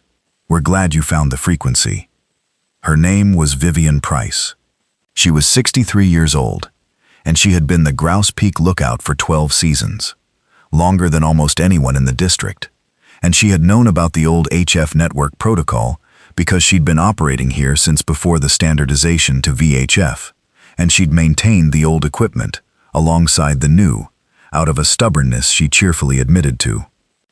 She had 3 other people with her, a young woman named Beth Hollis, who'd hiked up from the Sunlight Basin area, an older man named Carl Drew, who'd been on a fly fishing trip in the high country when the outbreak started and had made his way upland over 5 days, and, this was the part that caught me, a former Forest Service radio technician named Hal Fenwick, who'd been doing maintenance work on the Grouse Peak Tower when everything fell apart and had simply never left. Hal Fenwick, retired, 71. He was the one who'd set up the HF broadcast and maintained the repeating tone signal that I'd been hearing. He was the one who'd sent the signal knowing that if anyone was on the old towers, they'd have the equipment to receive it. He'd been sending it for 11 days, and I was the first person to respond on frequency. Vivian talked for almost an hour that first night, and I recorded everything I could in the logbook. She was located 38 miles east-northeast of my position. Her elevation was 10,200 feet, above me by roughly 350 feet. She had clear sight lines into the Bighorn Basin to the east and the Sunlight Basin to the west. Her supplies were similar to mine, but her water situation was better, a spring-fed system that she and Hal had maintained, specifically for extended occupation. She told me about the 3rd circle on the map. GL7, she said, was a tower she knew. She'd communicated with it twice in the early days of the situation, via the HF network, a voice she'd spoken with 2 or 3 times. Then the transmission had changed. Changed how? I asked. The person changed, she said carefully. The voice was the same. But what they were saying, tell me. In the first contacts, they were giving situation reports, organized, sensible. They had a group up there, more people than us. They were coordinating supply runs to the lower trailheads, picking up survivors. Everything sounded like a functioning operation. She paused. Then about a week ago, the transmissions changed. What were they saying? They started broadcasting rescue signals, not on the HF, on the civilian emergency band. Broad broadcast, high power, with coordinates giving the tower location as a rescue point. Come to GL7. We have food, water, medical, safety. Another pause. But they stopped giving us situation reports. They stopped answering direct calls. The broadcast just goes out, continuously, pointing people toward their location. That doesn't necessarily sound wrong, I said. Attracting survivors. Nate. She used my name for the first time. Hal has been tracking the infected movement patterns using his radio direction finding equipment. The large groups, the ones Whiskey 7 Kilo has been calling migration events, they're following the civilian emergency broadcast to its source. I sat with that for a moment. They're drawing the infected, I said. Hal believes the broadcast signal is being tracked by sound-sensitive infected individuals, the same way they track any other consistent sound source. And he believes whoever is at GL7 either doesn't understand that, or... She stopped. Or does understand that, I said. I don't want to draw conclusions I don't have evidence for, Vivian said. But you have a theory. I have an observation. The broadcast is directing survivors toward GL7. The same broadcast is attracting large groups of infected toward GL7. Anyone traveling toward GL7 following the rescue broadcast is going to encounter those groups in transit. She let that sit. Make of it what you will. I made of it quite a lot, actually, over the next 2 days. I went back to the map from the helicopter and looked at the GL7 circle and its position in relation to the main valley access routes and the fire roads and the known infected movement patterns that Roy had told me about, and I tried to build a picture of what was happening there. The picture that came together was not a good one. Here's what I could piece together. GL7 was positioned at a point that controlled access to a specific high country route, one of the old fire access roads that ran along the eastern Absaroka spine and connected 3 or 4 of the high basin trailheads. If you were a survivor trying to get to high ground from the valley towns on the east side of the range, that route was one of your best options. And if you were broadcasting a rescue signal from GL7, you were drawing those survivors to you, through terrain where the infected were also being drawn by the same broadcast. What happened to survivors arriving in that corridor was something I didn't know, but it wasn't nothing. I told Roy and Audrey about Vivian's information. Roy listened with his arms crossed and his face still, which was his thinking posture. Audrey said, "So we don't go toward GL7. We weren't planning to," I said. "But we need to know what's there. If we're building a network of functioning towers for survivor communication, we need to know if one of those towers is bad." "Bad," Audrey said. "Right. What does bad look like in this context?" I didn't have a complete answer for that. Day 14 was when the tower's advantage stopped being clear. I'd been watching the slope below the access road with increasing attention for a week. Roy's observation about the infected following paths was proving out. I'd seen small groups moving along the old trail networks below the tower, following the contours, not climbing. But the access road itself was a wider path, and it ran from the valley to my location, and 14 days into the situation, it had started to be used. By the infected, not by survivors. The first group was small. 3 individuals, moving up the access road in the morning fog. I spotted them at the 2-mile mark below the tower and tracked them for 4 hours.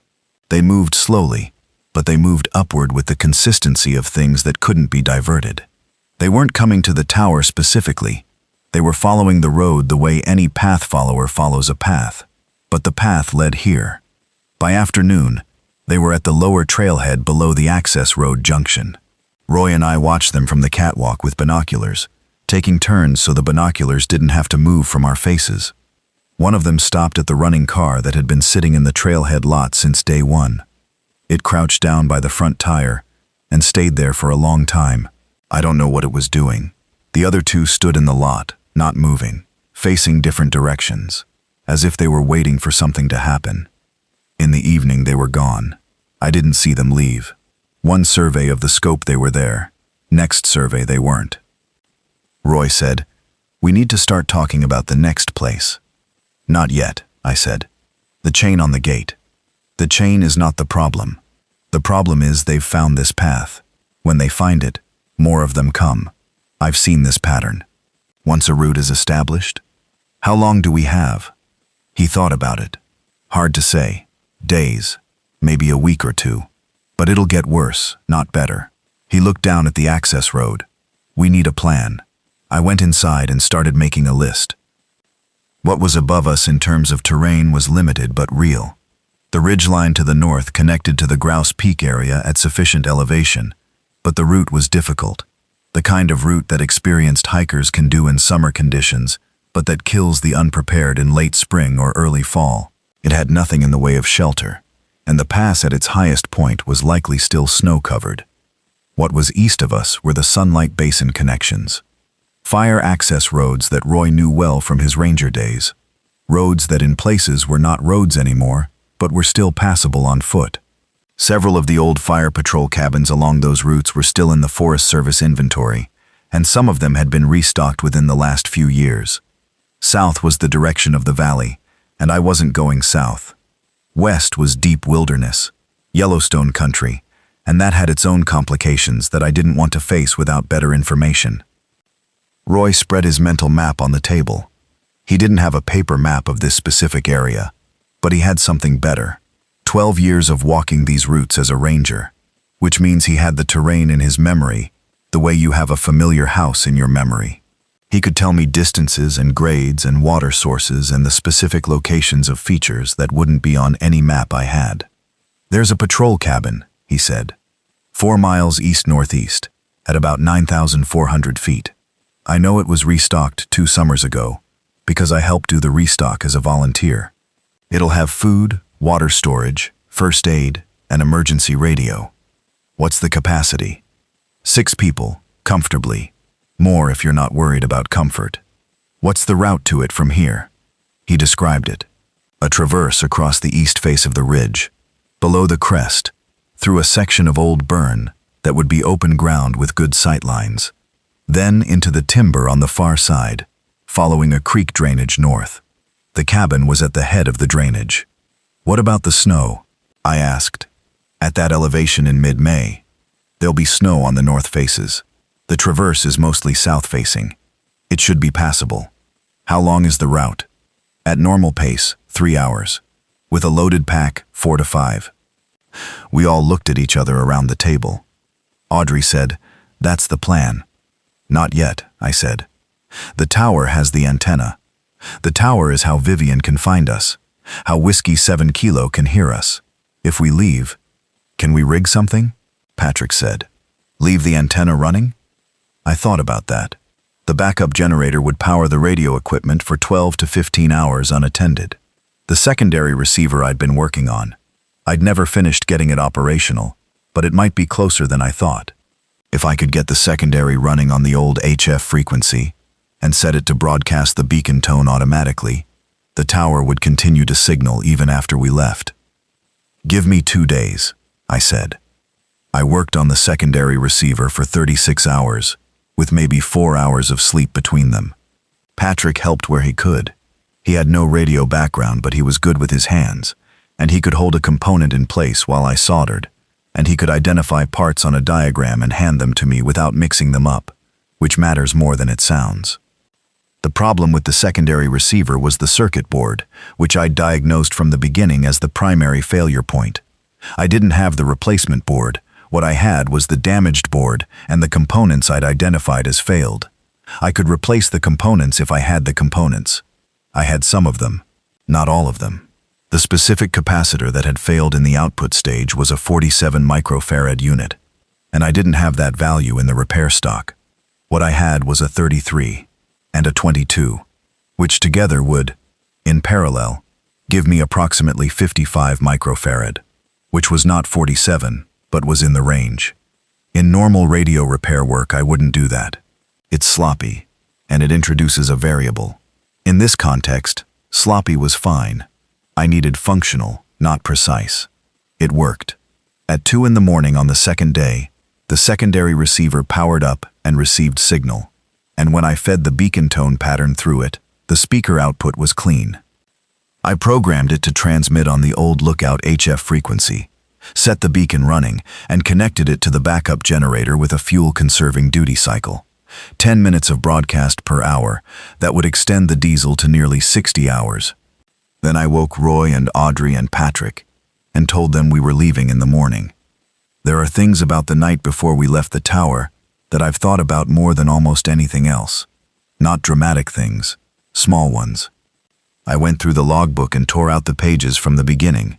Not all of them, just the early ones from before the situation started. The lightning mapping data, the equipment inventory from the first day, the personal note I'd written about Lynn on day 1 that I'd never meant anyone to see. I don't know what I did with the pages. Put them in the stove, I think. What I left in the logbook was everything from day 1 of the situation forward, all of it. The supply counts, and the radio traffic transcripts, and the notes about the infected behavior, and the conversation with Vivian. I left the book on the radio console with a note on top of it. Broken drum tower occupied by survivors, now evacuated. Secondary beacon will run for approximately 60 hours. If you receive this and need to reach us, proceed northeast. On fire access route to upper drainage cabin. Leave a note here. NC. It seemed inadequate, but everything seemed inadequate. I packed my personal gear, the logbook itself. I reclaimed it before we left. My repair tools, the military radio from the helicopter, the map, my field clothing and sleeping system. Total pack weight was somewhere around 45 pounds, which at 10,000 feet of elevation after 2 weeks of irregular sleeping and eating is enough weight to make itself known. Audrey was the lightest loaded because she'd started with a proper hiking pack and had distributed the weight over multiple trips while refilling from our supply cache over the weeks. Roy was loaded heavier than the rest of us. He'd packed the majority of the food weight because he was the most capable of carrying it, and he had Fig's supply bag across his chest in addition to his main pack. Patrick was quiet through all of the packing. He did his share and more, and he didn't ask many questions. We left at first light. The east face of the ridge caught the early sun before the valleys did, and in the first hour of our traverse, the light was sharp and orange, and the air was cold enough to see our breath. Below us, the access road was visible for the first section of the traverse, and at the lower end of it, at the trailhead junction, I could see through the binoculars, which I'd slung around my neck for moving use, a cluster of figures in the parking area. More than 3. I counted 7, maybe 8, standing mostly still. One of them was moving slowly along the edge of the parking area, following the perimeter fence. Another was at the far end of the lot, facing uphill. None of them were looking at us. We were at elevation, moving quietly, downwind, and they were in the lot responding to whatever traces of us remained down there. But it was time to be elsewhere. We moved. The traverse was harder than Roy had suggested, not because he'd been wrong, but because the conditions were slightly worse than expected. A late-season snowfield on the upper section of the east face that we hadn't anticipated, firm enough in the morning cold to require careful foot placement, and exposed enough that a fall would have been bad. We moved across it in a line, facing the slope, testing each step. Patrick slipped once. He caught himself on one knee and a hand and stopped. Below him, the snow slope ran out over a rock band, and the rock band was maybe 40 feet down. I was behind him, and I grabbed his pack shoulder strap before I'd consciously decided to move, and held his weight for the 2 seconds it took him to get his feet back under him. He looked back at me over his shoulder. He didn't say anything. We kept moving. An hour below the snow section, we were in the timber, and the going was easier. The creek drainage Roy had described was easy to follow. Snowmelt running fast and cold over a rocky bed, noisy enough that we had to speak louder to communicate, which I didn't love, but Roy said the route was more important than the noise management at this stage. Fig worked the drainage edges with her nose down, periodically raising her head and looking at Roy, which he read as a continuous, clean report. She didn't alert. Nothing in this drainage. The patrol cabin was at the head of the drainage, exactly where Roy had said it would be. A one-room structure, maybe 12 by 14 feet, built from the same standardized plan as every Forest Service patrol cabin in this range. Log walls with a metal roof. A covered porch with a woodshed attached. The windows were shuttered with exterior wooden panels, and the door had a combination padlock.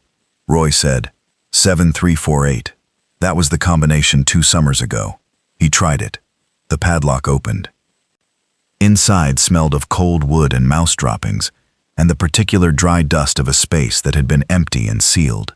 But the shelves on the east wall were stocked. Not generously. This wasn't a survival cache, just the routine supply of a patrol cabin, but adequately. Canned goods, dried goods in sealed containers, a 10-gallon water jug, empty but serviceable, a first aid kit, an emergency radio, newer model than the one at the tower, with fresh batteries in a sealed bag, 3 sleeping bags in compression sacks on the upper shelf.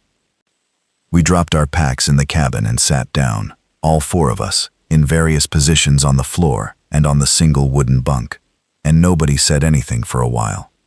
Fig put her head in Roy's lap. Roy put his hand on her head. Audrey said, "This is actually decent." Patrick made a sound that might have been a laugh, or might have been something that had been waiting to come out for a while. I opened the logbook and wrote the date, the location, as precisely as I could estimate from the terrain, and the roster. Then I tried to make contact on the HF frequency. Vivian came back inside 2 minutes.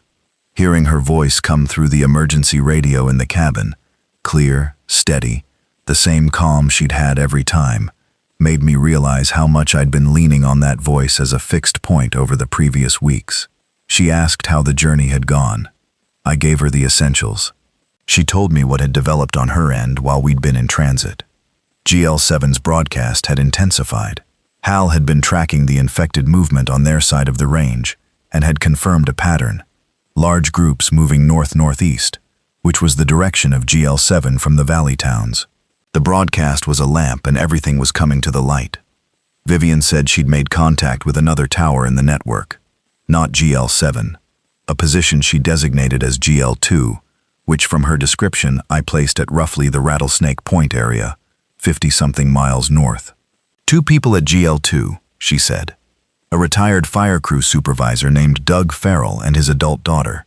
They'd been at the tower for 2 weeks, same as us, same basic situation. What's the shape of the network? I asked. From what you know. I know of 4 positions, she said. Us, you, GL2, and GL7. Hal thinks there may be more. There are towers in the western Absaroka he hasn't been able to raise, but the eastern spine network is at least these 4, and we're avoiding GL7.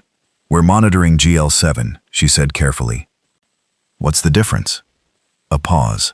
Monitoring leaves the option open to understand what's happening there before we act. That was a more careful and more correct approach than my own, and I wrote it down. We were in the cabin for 5 days, and in those 5 days the situation clarified in ways that were both better and worse than I'd expected. The better. Roy went out twice with Fig on scouting trips along the drainage and the surrounding ridge. He came back both times with clear reports. Minimal infected presence in this immediate terrain, consistent with the elevation and the absence of a path leading directly here. The drainage was too rough to be used as a path by anything that walked without conscious navigation. The cabin was functionally invisible from below. The worse. On day 19, Whiskey 7 Kilo stopped transmitting. His frequency went quiet in the middle of an update, mid-sentence, and never came back. I don't know what happened to him. I think about him sometimes. He was organized and careful, and he'd been a reliable signal in a lot of static. When his frequency went empty, the silence on it had a specific weight. The other worst thing. On day 20, Patrick told me about his arm. Not a wound, nothing like Denny. He told me, on the porch of the cabin in the evening, that during the transit from the tower, he'd taken a fall he hadn't told me about. Not the slip on the snow. Earlier, while I wasn't watching, on the timber section. He'd put his hand out to break a fall and hit his wrist on a root, at speed, and it had been wrong since then. I looked at it. The wrist was swollen and bruised in a pattern that said fracture, probably, rather than just sprain. He'd been carrying his full pack on it for 2 days. I said, "Why didn't you tell me?" He said, "Because I didn't want to slow us down." You should have told me. I know. He looked at the wrist. I keep making this mistake. The not telling thing. He meant Denny. We both knew he meant Denny. This is different, I said. Is it? I thought about it. This one doesn't endanger anyone else. Just me. Just you. Which matters too. I splinted the wrist with what we had in the first aid kit and wrapped it properly, and told him his pack weight needed to be redistributed. He accepted this without argument. I think the wrist was a proxy for something he needed to finally put down. On day 22, I made the decision to go toward GL7. Not to it, not yet, to get eyes on it. I put this to Roy, Audrey, and Patrick on the porch that morning. I laid out what I knew, the tower's location from the helicopter map, the access routes, the distance. My reasoning, if GL7 was what Vivian and I feared it was, a trap or a danger, whether intentional or not, then more survivors were going to follow the broadcast toward it. Without knowing what was actually happening there, we had no way to counter the broadcast or warn people away from it. If the network Vivian was building was going to mean anything, it needed accurate information. Roy said, "How close are you proposing to get?" "Close enough to see the tower, to see what's around it." That road approach will be compromised. The broadcast is drawing everything in that direction. Which is why we don't use the road, I said. I put the map on the porch rail and pointed. Ridgeline approach, from the north. Vivian says the GL7 tower is in a position that has a blind side to the north. The ridge drops away sharply, and there's a cliff band that means the infected coming from the south can't approach from that direction. If the broadcast is drawing them from the valley, they're coming from the south and east. North Ridge approach keeps us off their path. Roy was quiet for a bit. You're going regardless. I think I need to. Yeah, he straightened up. Then I'm going with you. Audrey said she and Patrick would maintain the cabin and the radio. I told Vivian the plan on the evening call. She said she expected us to be able to see the GL7 tower from a ridge position she described, about 2 miles north of the tower, which should give us what we needed without requiring us to get close. She gave us the bearing. She told us to report back within 48 hours. She said, "Nate, be careful. This is not a reconnaissance that needs to turn into a rescue." I know. I mean that very specifically. Whatever is happening at that tower, your job is to see it and understand it and report back. Not to fix it on this trip. I understand. She was quiet for a moment. Then, if I lose contact with you after 48 hours, I will assume the worst and act accordingly. What does acting accordingly look like? I'll broadcast a warning on every frequency I can reach, telling people the GL7 coordinates are a hazard. I'll do it regardless of who's listening. Even if it draws more infected toward GL7, if there are people headed there who can still be warned, she said, then yes. That was a heavier thing to hold than I'd expected. Roy and I left the cabin before dawn on day 23. Fig came, because Roy said her nose would be more useful to us than anything else on this particular approach. The North Ridge route took us 7 hours. It was technical in places, not technical climbing, but the kind of terrain where you're using your hands as often as your feet, and there's no path, and no trail, and the only guide is the ridge crest itself, and Roy's internal compass, which I trusted by this point like a physical instrument. We didn't talk much. You don't. On that kind of terrain. At one point, about 4 hours out, Fig stopped and looked east, and held herself still. Roy put his hand on her collar, and we waited.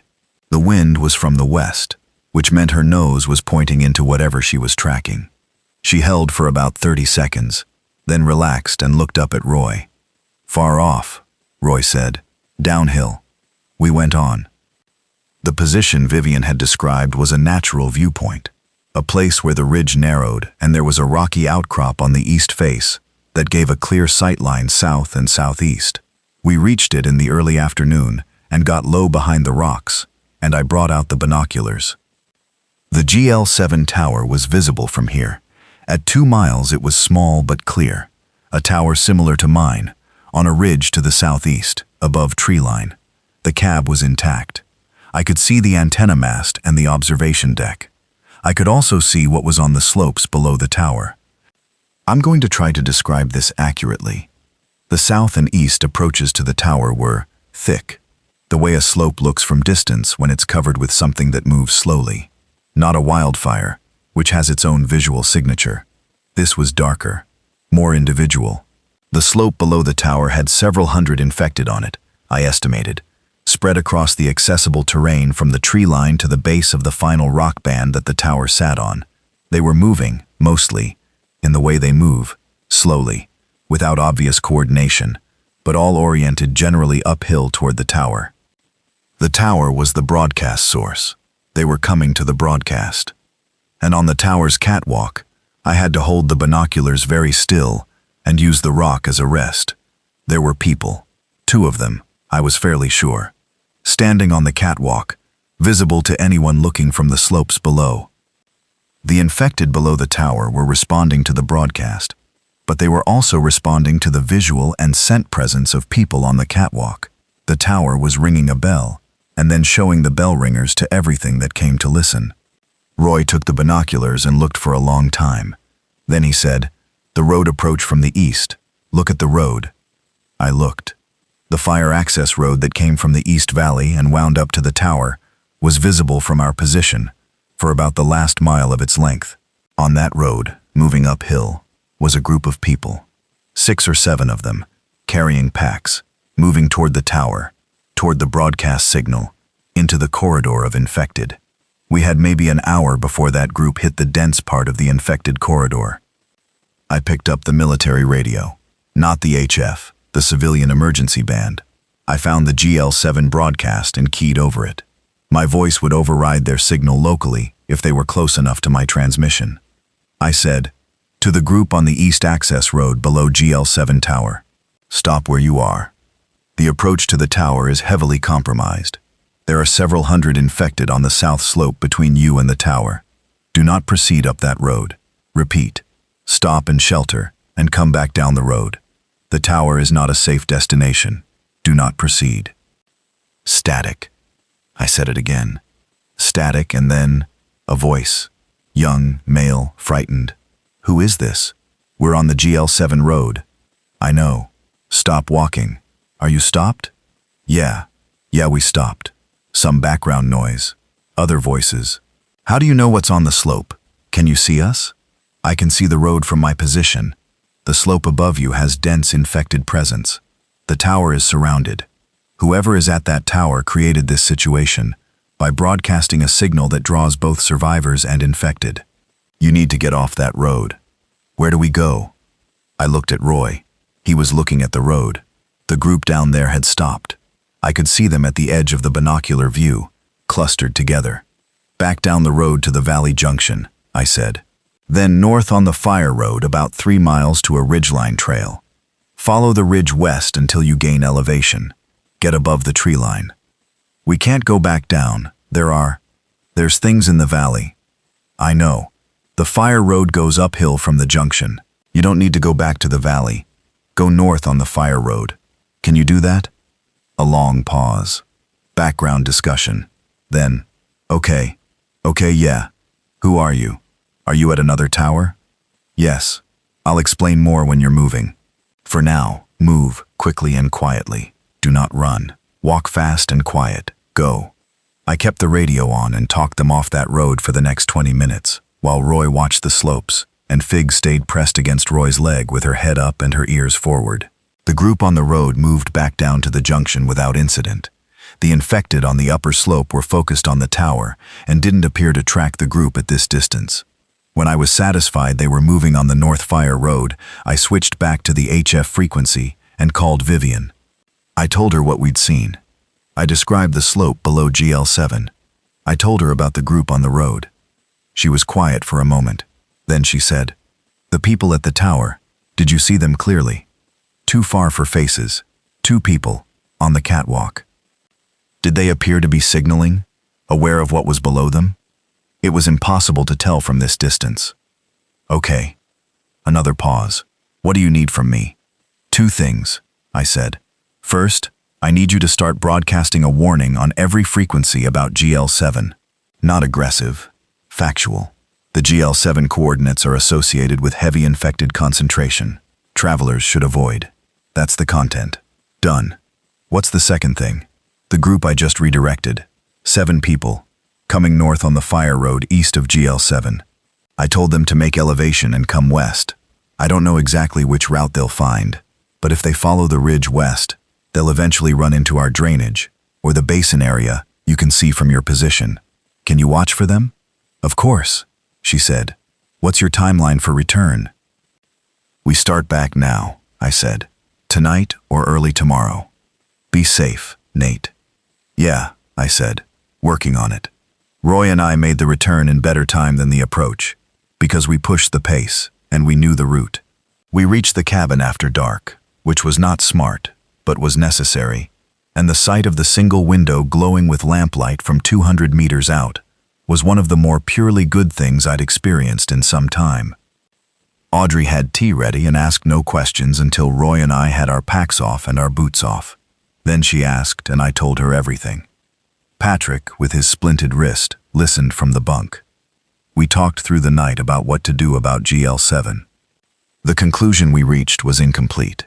We agreed that whoever was at that tower was either in trouble or creating trouble, or both simultaneously, and that the answer to that would require more information than we had.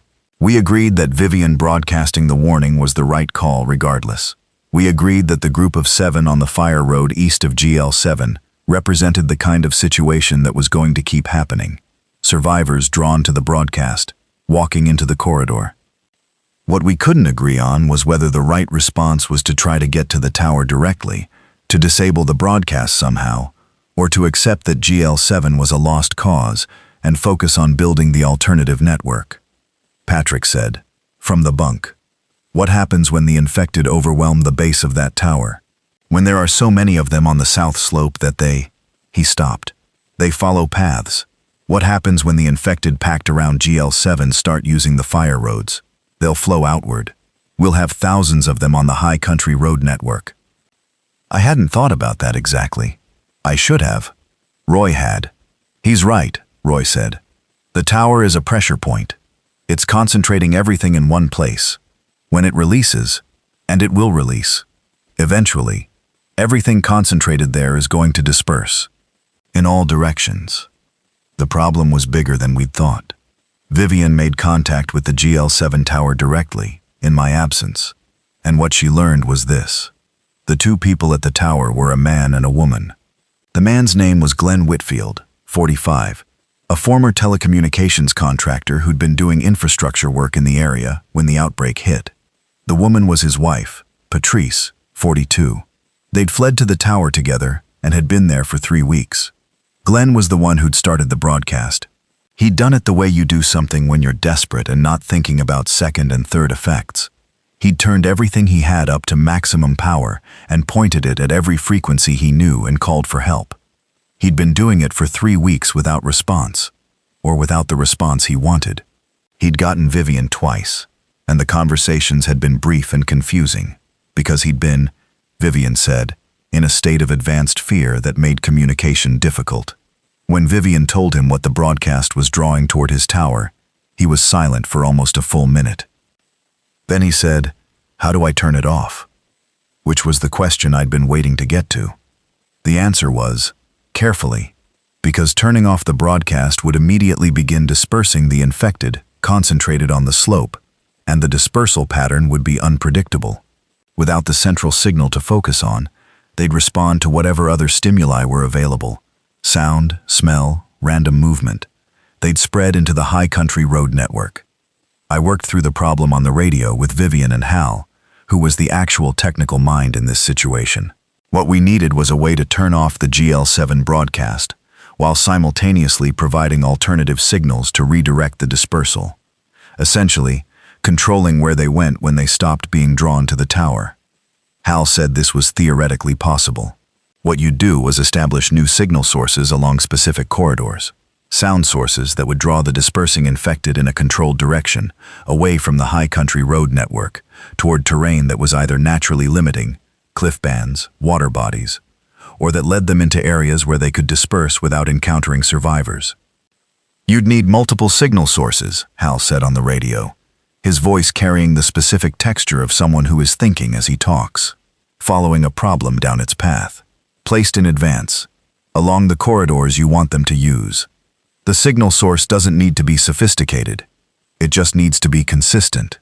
A radio on loop, a recording, anything. Something that stays on when you're gone. "What corridors do we want?" I asked. "West and south of the tower is the cliff band," Roy said. He was next to me at the radio. "Below the cliff band is the Clark's Fork drainage. If you push them west and south, they go into the drainage, which is an effective terrain trap. It's steep-sided and runs north to south. They'd be moving away from the high country routes. How do you push several hundred infected in a specific direction when their only navigational tool is following sound? You put better sound sources in that direction. We worked this out for several hours over 2 days. It was the most complex planning problem I've encountered in my professional life, and I say that including some genuinely complicated radio installation work I've done in difficult terrain. We were essentially designing a corridor using sound as the physical medium, to redirect a large group of infected from a dangerous concentration point into terrain that was effectively a trap. What we needed, signal sources at the right positions, turned on in a specific sequence, coordinated with the shutdown of the GL7 broadcast. What I needed, to move the signal sources to those positions. Hal could coordinate from Grouse Peak. Vivian could maintain communications. Roy could navigate the terrain. Patrick was limited by the wrist. Audrey could hold the cabin as a base. And Glenn and Patrice at GL7, once Vivian had talked them through what was happening, had agreed to do their part. When we gave the signal, they would turn off the broadcast and move to the north side of the tower, which was the cliff side, and stay quiet. The operation took 2 days to stage and about 4 hours to execute. I won't detail every step. The short version, Roy and I pre-positioned 3 radio units, 1 handheld emergency broadcaster from the helicopter cache, 1 of our field units, and the 2nd station unit I'd cannibalized from the tower, at 3 positions west and south of GL7, on the approach to the Clark's Fork drainage. Each unit was loaded with a continuous audio loop we'd recorded using the emergency generator at the cabin, a steady sequence of tones in the frequency range that seemed most effective at drawing attention, based on what I'd observed the infected respond to over the previous weeks. Each unit was on a timer, staggered, so they came on in sequence from north to south, pulling the infected on the GL7 slope first west, then south, following the corridor toward the drainage. On the morning of day 26, Vivian told Glenn Whitfield to shut down the broadcast. I was on the north ridge above GL7 again, binoculars in hand, Roy beside me, when it happened. The broadcast cut out at 8:15 a.m. Below us, on the south slope, the movement pattern on the infected covered slope changed almost immediately. It's hard to describe exactly how. It wasn't that they all turned at once, or did anything organized. It was more that the purposeful uphill orientation began to dissolve. Groups of 2 and 3 began to fragment. Some stopped moving altogether for minutes at a time, then moved in a different direction. Then the first signal unit came on, to the west. The change was gradual, maybe 20 minutes before it was clearly directional. Then another 10 minutes before we could see it was working, that the slope was emptying to the south and west, the infected moving toward the new signal source in the way that water moves, following the gradient, not with any intention. By midday, the south slope below GL7 was less than half as dense as it had been that morning. The western signal unit was drawing its group south, and the 3rd unit, in the drainage itself, was pulling them into the terrain trap. It was working, imperfectly. Nothing was ever fully controlled, but working. Roy said, "Huh, he's a man of few words." "Yeah," I said. We stayed on the ridge until late afternoon, watching the slope clear. By 4 p.m. we could see the tower catwalk clearly, and Glenn and Patrice were visible on the north side, looking out at the empty slope. Patrice appeared to be sitting down. Glenn was standing. Neither of them were looking in our direction. I keyed the radio. "GL7, this is Broken Drum. How do you read?" Glenn came back instantly. His voice was different from what Vivian had described. Quieter. "Broken Drum. We read you. We're seeing. The slope is. It's clearing." A pause. Are you doing that?" "That's us." Another pause. When he came back, he said, very quietly, "Thank you." I didn't say anything for a moment. Then I said, "Can you get off that tower? Our truck is at the base of the south road. I don't know what condition the road is in." "Can you get to the North Cliff base? There's an access route from there that Roy Stillman can navigate you through." "Roy Stillman? The ranger?" "I know him. From before." "Small world," I said. "Can you get there?" "Yes." "When?" "Tomorrow morning, early. We'll be there." The group of 7 from the East Fire Road had made it to the basin area Vivian watched, and Vivian had talked them through the next section of trail to the cabin drainage. They arrived at the patrol cabin on day 27. 7 people who were exhausted and frightened, and hungry, in the specific way that people are hungry when they've been moving, and afraid for a week. 2 of them were in bad shape, not infected, just battered and dehydrated, and in that zone of physical exhaustion that makes everything seem impossible. Audrey did the intake. She is exactly the person you want doing intake in a situation like that. Organized, warm without being false, asking the right questions in the right order. She and Patrick had the cabin organized for expanded occupancy by the time they arrived.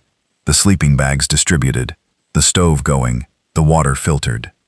The group was a couple from Cody named Ruth and Dennis Hale, both in their 60s, who'd been in the backcountry for a church hiking trip when the outbreak hit. 3 younger people traveling together, college age, all of them, who'd been at a trailhead campground, and a man named Kyle Terrence who was alone and didn't say much about himself, which Roy later said was fine, that everybody had their reasons. And a woman named Clara Moss, who was 71 years old and had been walking for 4 days on a damaged knee that should have stopped her the first day and hadn't. Clara was the person, of all the people who came through our situation, that I think about most. She'd been a nurse for 30 years, which meant that when she finally got inside the cabin and sat down, her first action was to start looking around at who needed what. She didn't ask permission, she just started, methodically, pressed Audrey's wrist and said dehydrated, drink more. Looked at the college kids and said who has blisters, let me see them. Looked at Patrick's wrist splint and tightened it correctly in a way I hadn't managed.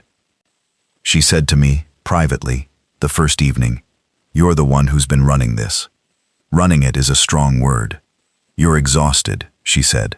Matter of fact, not a criticism. "You're making good decisions, but you're running on reserves you don't have much of." "I'm fine." She looked at me the way nurses look at you when you say you're fine. You're fine until you aren't. And when you aren't, it happens fast. Get more sleep. Eat more. I'll watch overnight. You have a damaged knee. I can watch overnight on a damaged knee. I've been a nurse for 30 years. I can do most things with damaged parts. I let her watch overnight. I slept 6 hours, and it was the most restorative sleep I'd had since before the tower. Sleek. Glenn and Patrice Whitfield arrived the next morning as we'd arranged. They came down from the North Cliff route with Roy guiding them, and they were in bad shape physically. 3 weeks in a fire tower without enough food, running on adrenaline. Patrice had lost significant weight. Glenn had a cut on his forehead from something that had happened at the tower that he wasn't ready to talk about yet.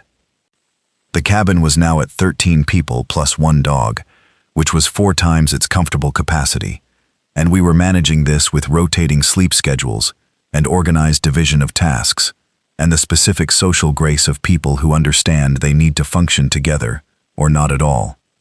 Glenn, once he'd eaten and slept, was the person I needed to talk to about GL7. Not about blame.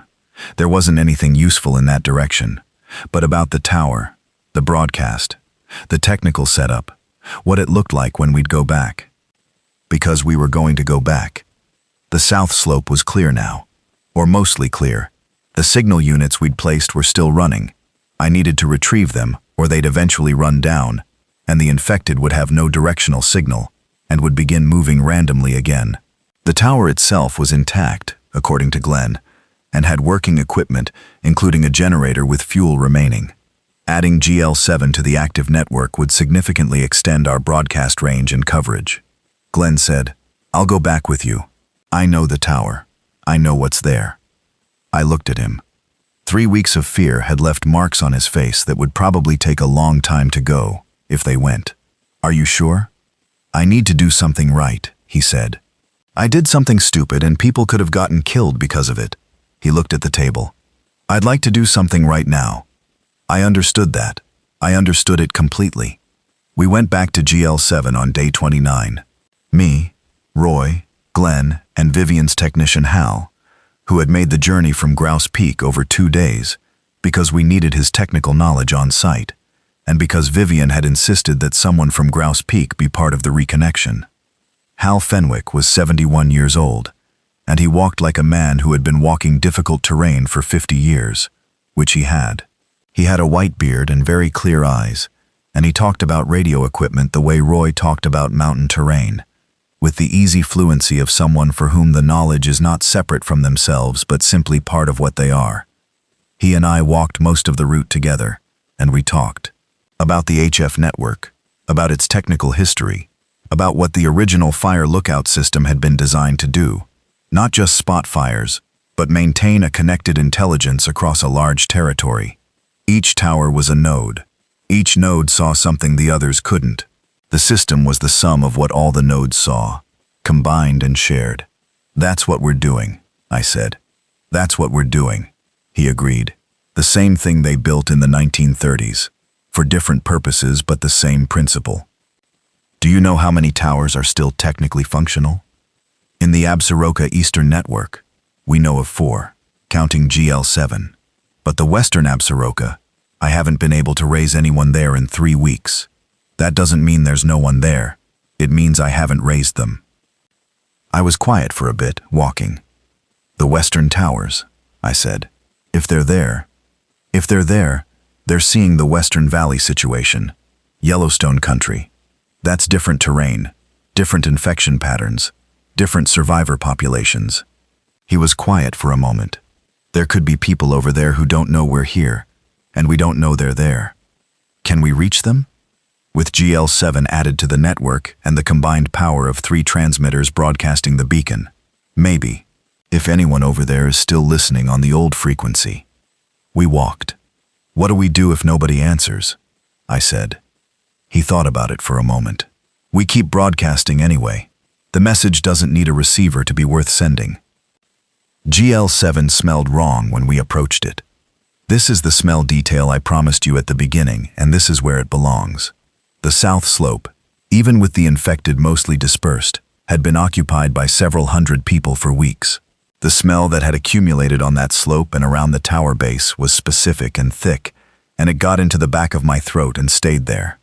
Not death exactly. Some of that, yes. There were bodies at the slope base where some had fallen, but more the concentrated smell of a large number of changed humans, which has its own signature. Biological. Warm in a way that has nothing to do with temperature. I won't describe it further.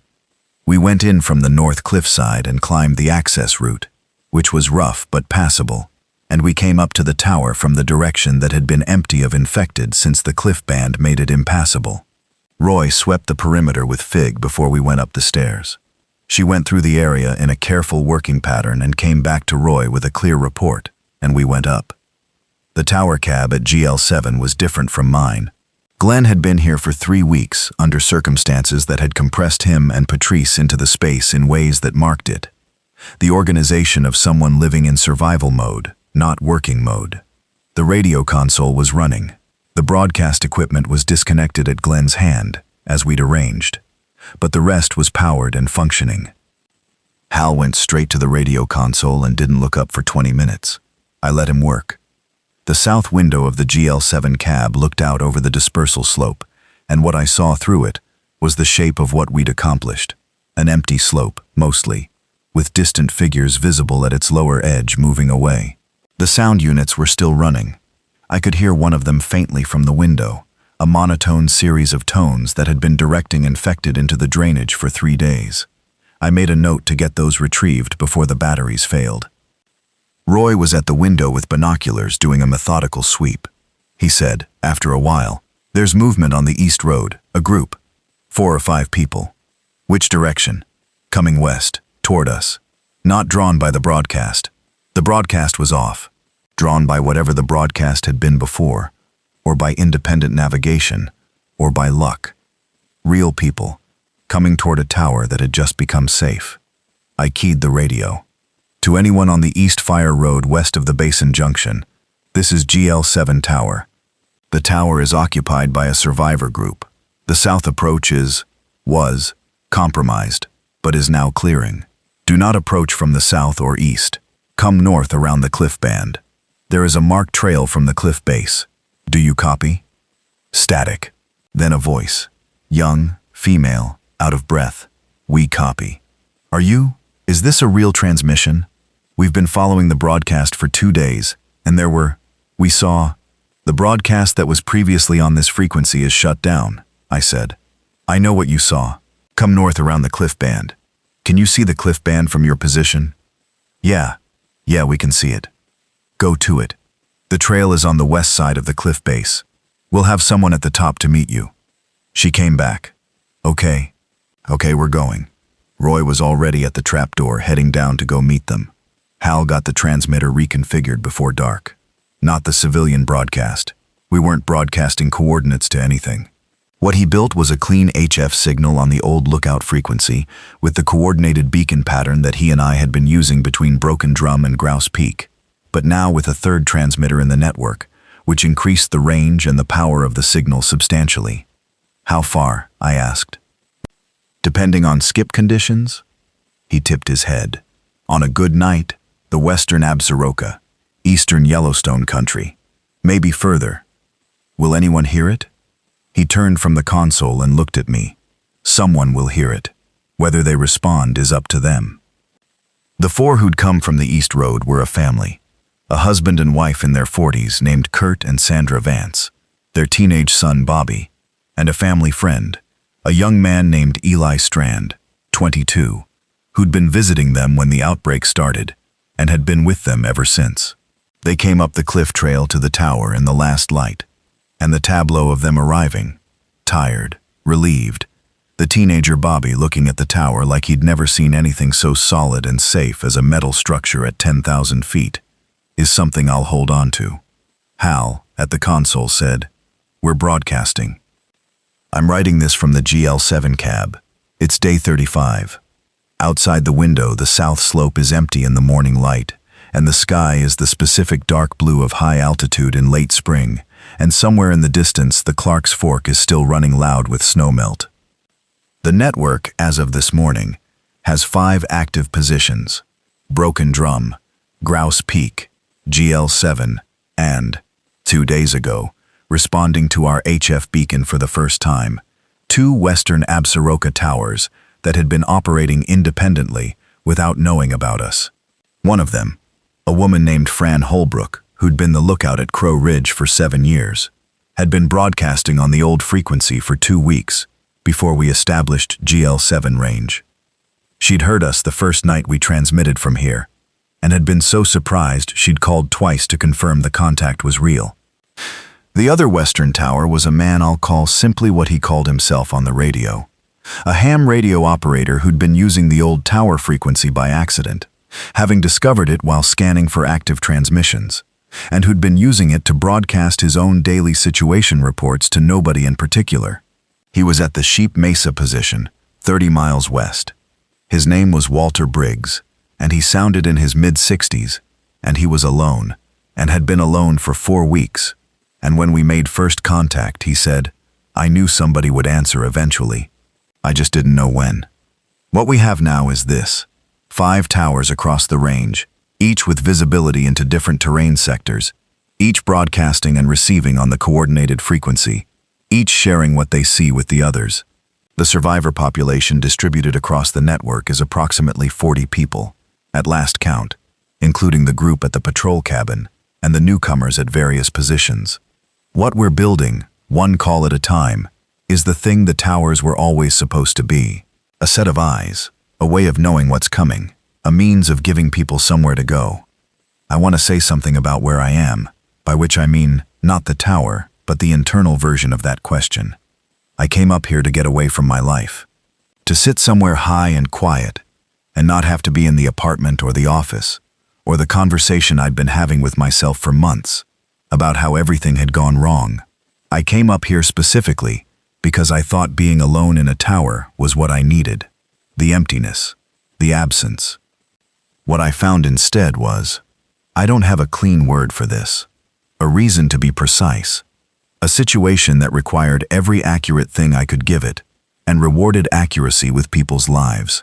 A group of specific, complicated people who needed something specific and complicated from me, and who gave something back that I hadn't known I needed. I'm not saying the apocalypse fixed me. I'm not saying anything that neat. My marriage is still over. Lynn is. I don't know where Lynn is. I think about that every day. The not knowing, which is its own specific kind of grief that I've learned to put somewhere manageable. If the Bozeman area was evacuated early enough, she has the skills and the sense to have gotten clear. I have to believe that. Not because believing it makes it true, but because not believing it leaves me with something I can't carry and still do this. What I will say is this. The tower makes sense to me in a way that the apartment never did. Up here, the job is simple. Look at everything. Understand what you see. Tell the others. Stay accurate. Stay present. That's all. That's the whole thing. Outside the window, the slope is empty in the morning light. Hal is at the console, coffee beside him, doing his morning frequency check. Roy is on the catwalk with Fig, who is sitting pressed against his leg and looking out at the country below with the same expression she always has. Calm, alert, ready. The HF radio clicks on, and Vivian's voice comes through. Good morning, GL7. How's the slope looking? Clear, I say. How's Grouse Peak? Clear and cold. Hal, are you running the Eastern skip test this morning? Just started, Hal says, leaning into the microphone. Walter at Sheep Mesa said he might have a new contact on the western band, someone further north. I look out the window at the empty slope, the dark blue sky. We'll keep the frequency open, I say. Static, the particular sound of distance and possibility. Roger that, says Vivian. Talk soon. I'm going to stop writing here. Not because the story is over. The story isn't over, not by any measure I can name. The slope below will fill again eventually, or something else will happen, because that's what's happening out there. The winter is coming, and we don't know what it brings. There are people to the north we haven't raised yet, and western positions that may or may not have anyone in them. There are 40 people depending on this network to be their eyes in a country where going blind means dying. But I'm stopping here because this part, the part where I understood what the tower was for, what I was for, in this situation, this part is done. The next part will be its own thing. I found the logbook from the previous technician in the storage locker when I first arrived. 60 pages of neat block handwriting, lightning coordinates, radio test confirmations, initialed entries, dated and timed. The next 60 pages are mine now. I'm going to keep writing in the same book. That still seems like the right thing to do. Postscript, day 37. Walter Briggs at Sheep Mesa made contact this morning with the northern signal he'd been tracking. 2 towers on the northern Absaroka, positions I didn't have on the original helicopter map, staffed by a group of 6 who'd been holding on without network contact for the full duration. Their senior person is a retired county emergency manager named Joyce Aldridge. She has been maintaining a hand-drawn map of the infected movement patterns she can observe from her position, covering the northern range valleys, for 37 days. The first thing she said when we established contact was, "What took you so long?" "I've been broadcasting for a month," Vivian said. "We're here now," Joyce said. "Better now than never." I wrote the coordinates of both northern towers on the helicopter map and pinned it to the GL7 cab wall next to the radio console. 7 positions now, 7 pairs of eyes. The morning is clear and cold, and the Absaroka runs south to north outside every window, ridge after ridge, all of it watched.